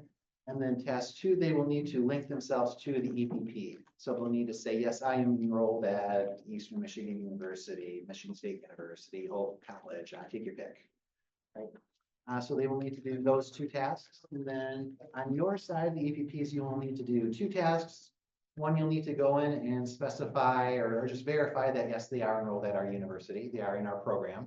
We confirm that. So you'll have an opportunity to accept or reject that information. And then you will also task 2, we will ask you to periodically go in and just update their status. So let us know if they have completed your program, if they have withdrawn from your program, if they're doing their student teaching. We're going to use this as part of to create flags about which candidates need to be surveyed at a given time for the candidate suite survey. And then you'll also have an opportunity to specify information about what the programs are. Let us know, are they a math major? What grade band are they at? Are they doing one of the sciences, elementary education, and take your pick? Right. So hopefully what we'll end up with then is a better understanding, both MDE and you will have a good understanding of what the pipeline in Michigan looks like for various programs. So again, that did go live on October 1st. We are asking EPPs to work with their candidates to get this done by October 20th, just for the candidates who are in their student teaching assignment right now. Right, so you don't need to get everybody involved, but just get the folks who are doing their student clinical teaching experience this time around, the folks who need to be surveyed. So we'll get them in the system, and then we'll use that as a basis to get the surveys going, and then we'll sort of slow roll out this to the other candidates that are in your program. I've gone into the verify candidates to verify the ones who've done it already. Is it the pending ones? Is it the other title where you go in and say they're in student teaching? Yeah, doing the, so looking at the verified candidates and doing like a status update. Okay. Yep, that part's not so important right now, but if you get them verified in there, then we'll know at least everybody in the system presumably is going to be doing their clinical teaching experience right now, so it should be surveyed. So Kate and I have, yeah. Sorry, just Yep. a clarification. Oh, this is a question up there too, but, so you're gonna send a separate roster, correct? Correct. So if we don't quite get everybody, Yeah, so let's go next slide. oh, sorry.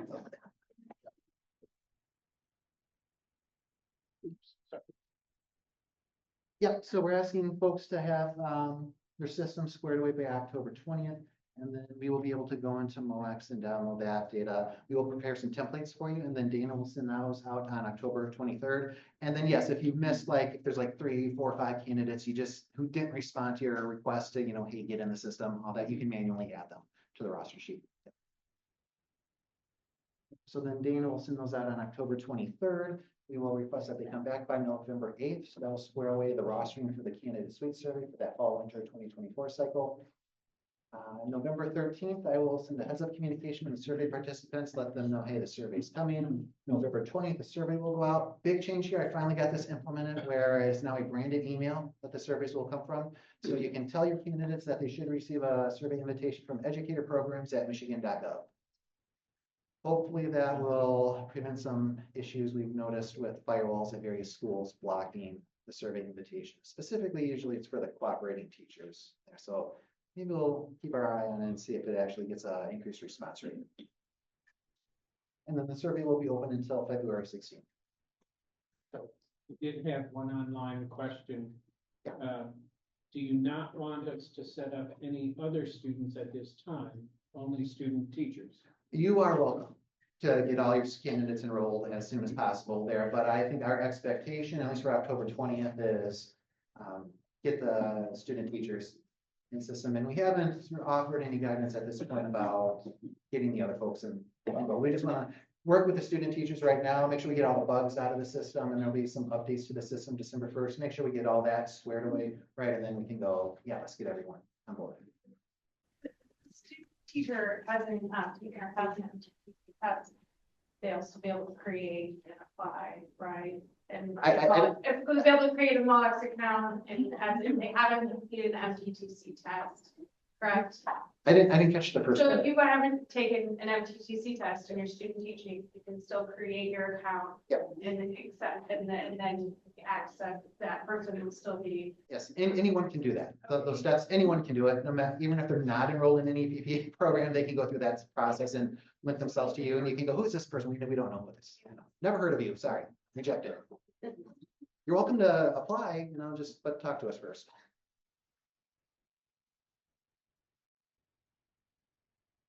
And then other FYI, right? So we've been doing some data webinars lately, and Kate and I think we're really liking this webinar feature that Teams has instead of doing some things manually, so we can automate some stuff.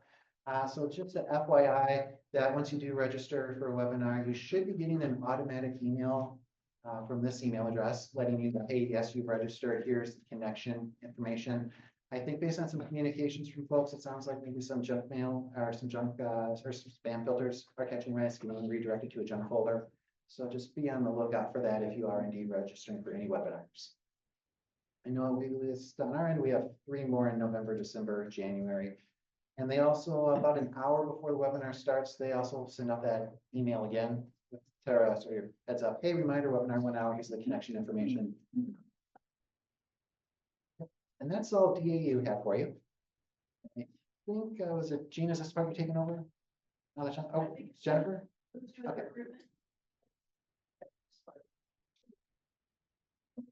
I'll help you whenever you know, whatever you don't have. Thank you for your flexibility. Other thing, I kind of skipped over this, but I saw on the PowerPoint, 2 to 2:30 as we wind down. Kate and I will be sticking around if anyone has any specific questions about the candidate tracking system. We'll be around. If you want to talk to us, great, we'll be here. We'll be sad and lonely if you don't talk to us.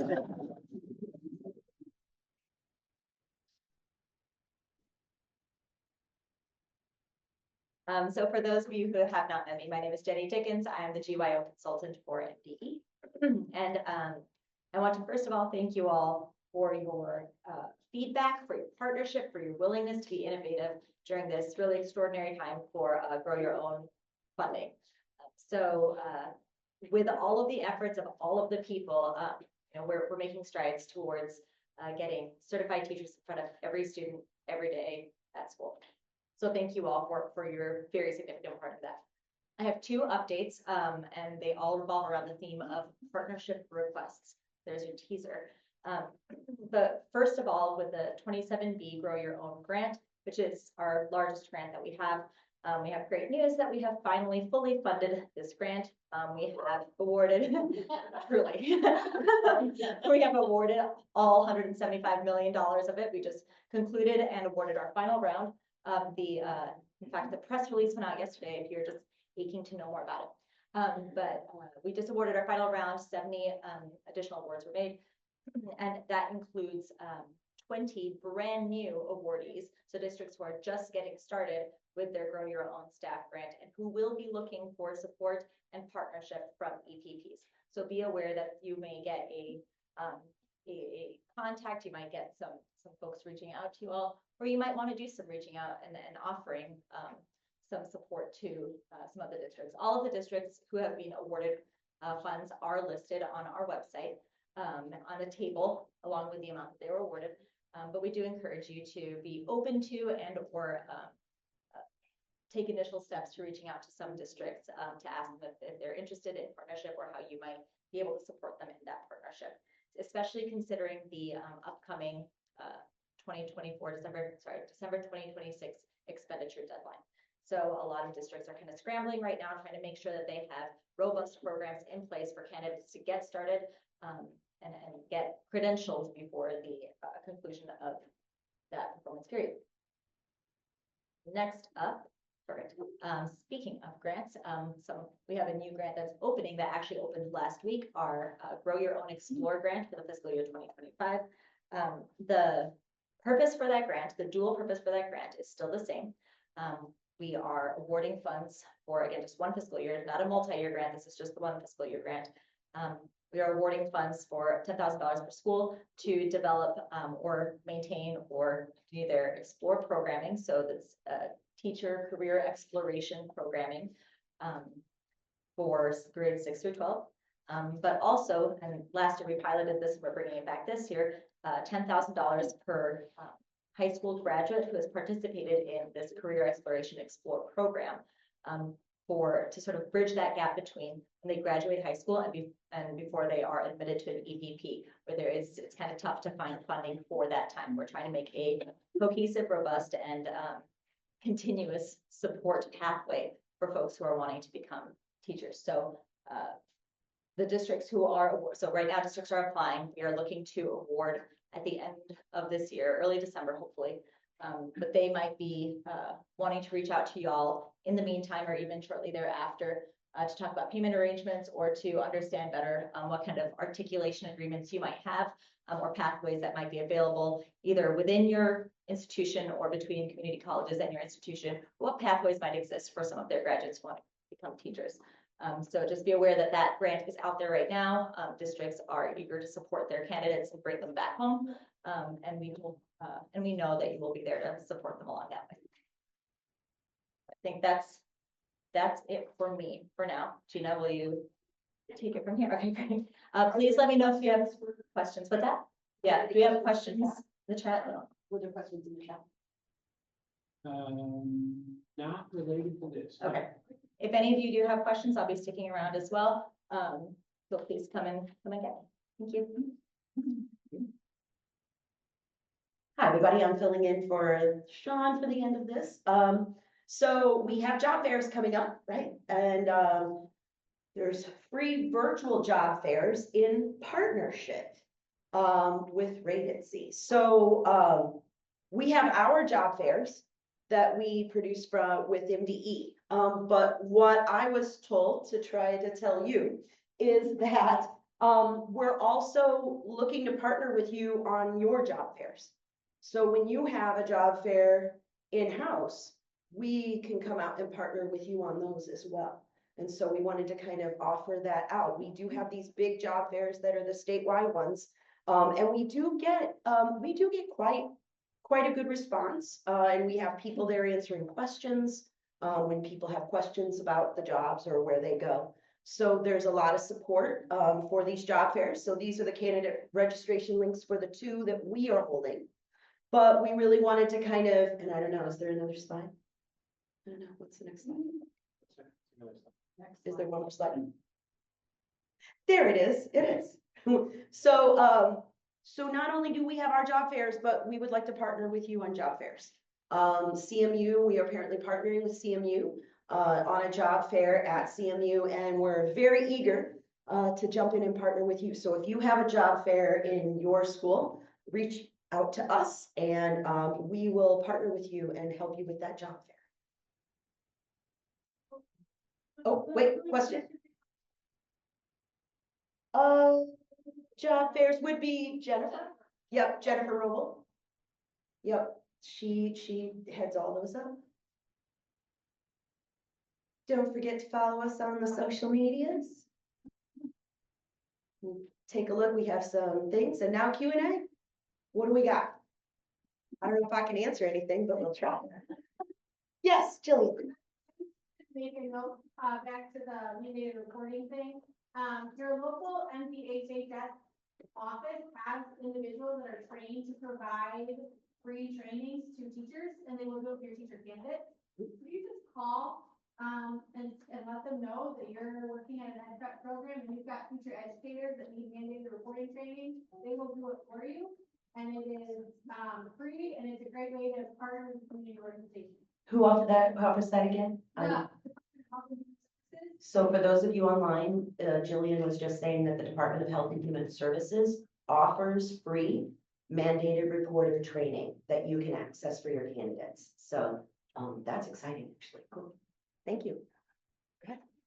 I just have 2 announcements that Sean asked me to hit on, and we don't have a slide for it, but the administrative rules were changed for teacher certification, school social workers, and educator evaluation, which was a tiny one. But the changes in the teacher certification rules, that teacher certification code, are pretty minor. The 2 that we think will have the most impact or interest to you is that the 20 credits was removed from how to add an additional endorsement in the rules. So that 20 credits is out.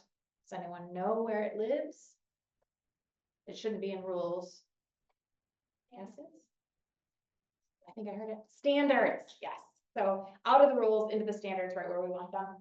And then the other piece that might be of interest is with the permits section. So substitute permits, we have a variety of them. And for core content area, we have historically required either a passing score on the test or a major is equivalent to 30 semester credit hours.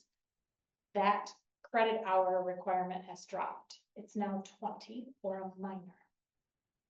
So that might help with some of your candidates into substitute positions. So instead of waiting for them to have 30 credits or pass the test, they can ask me. That is all. Any other questions? Yes. I have a question about the grow your own money. So I'm thinking about the grow your own kiddos. We're not going to check that, but then it comes to question, like, there is no way in this world they are going to finish their program before whatever that money deadline is. What's going to happen? Great question. There's just not enough time in the world. Jenny's coming up to answer. For those of you online, the question was, what happens for those individuals who are not, They're just not going to be able to finish the time. they're not gonna be able to finish in the time frame of the grant? That's a great question, and thank you for bringing it up.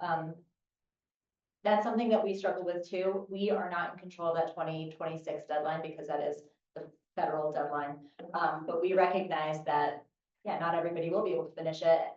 The way that we have been approaching it is kind of twofold. One, several districts asked us, do we even allow anybody into that pipeline? Do we even, bother adding folks to the cohort? And our feeling is some support is better than no support. So that's first. So we do encourage folks to, if you believe that these staff would be great candidates for teaching, then we want to encourage these districts to support them for as long or as much as they can. Because again, the idea is to provide a no-cost pathway to teaching, with the hope that there will be other ways to supplement that pathway. So for example, fellowship stipend, those might be applicable to some of those candidates. Now, they can't be receiving them concurrently with the GYO funds, but maybe if they're still available in 2026, that might be where those step in. The other part is, some districts are finding other funding opportunities or sources for those candidates. And then if there should happen to be a new budget allocation, and if the budget allocates additional funding, it would be from the state school aid budget, and it would not be then beholden to that 2026 deadline. So that would be another opportunity for districts to then apply for additional funds, especially to help candidates finish out their pathways. So right now, we don't have anything that we can say in terms of like, yes, definitively there will be funding. We hope that there may be someday. We hope that folks will continue to advocate for additional funding. We hope that districts will be able to grade creatively as they've been doing. And we hope that the funds that are available to districts, they'll be able to use to get those candidates as far as they can. There are also opportunities for districts who have candidates who would finish maybe like the next semester to make arrangements with the EPPs or payment arrangements with the EPPs to see if they can, make sure that they get that invoice or that bill before December 2026 for the upcoming semester. So there are some flexibilities that is not for us to dictate, but for EPPs and districts to work out amongst one another. But there are some flexibilities, but we do recognize that that is a limitation and a challenge that I wish weren't the case, but There's been no conversation about no cost extensions, which is often something about for other large grant monies. There has been conversation and no movement in that direction. Thank you. Any other questions? GYO? Thank you. Or any other questions, Anything? or anything else? Yes. We had a question about when K-12 programs can submit program changes to become PK-12, especially for HPE, music ed, The question is, when are the K-12 programs submitting their revisions for the PK part? We are actually in the process of determining that date. Our team, our prep team is kind of getting together. That was kind of tied and connected to when would all programs have to start taking that PKS. So now that we have that date in place, we will have that for you by December. We'll give you that at the December DARTEP.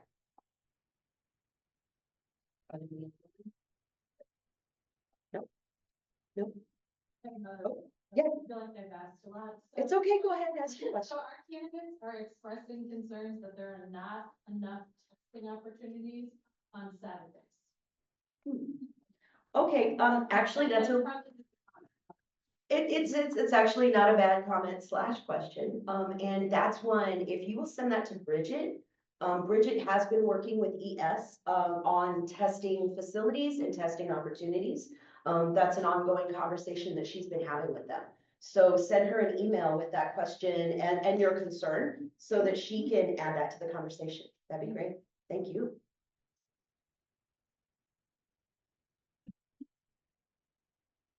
All right, good. Thank you all. Thank you. So somehow we went from being behind schedule, having unexpected interruption, move our vehicles, to being 22 minutes ahead of schedule. So, hey, and it's a Friday. I'm all about being ahead of schedule on Friday. So I think with your permission, we go ahead and move into our Java-like sessions. And there's no need to come back in here. The MDE consultants will be in this room. Well, a room has been made available. I'm not sure if it's this room or not, but Saginaw Valley, they said, okay, you can be this room. All right, so the consultants will be in this room if you want to come back and talk to them afterwards. There's not going to be anyone taking an attendance, so you leave. If you don't sit in your Java-like sessions for a full hour, We're not like gonna slash your tires or anything. You know, have a conversation, right? Address questions you have and enjoy your weekend. Thank you all for coming. I get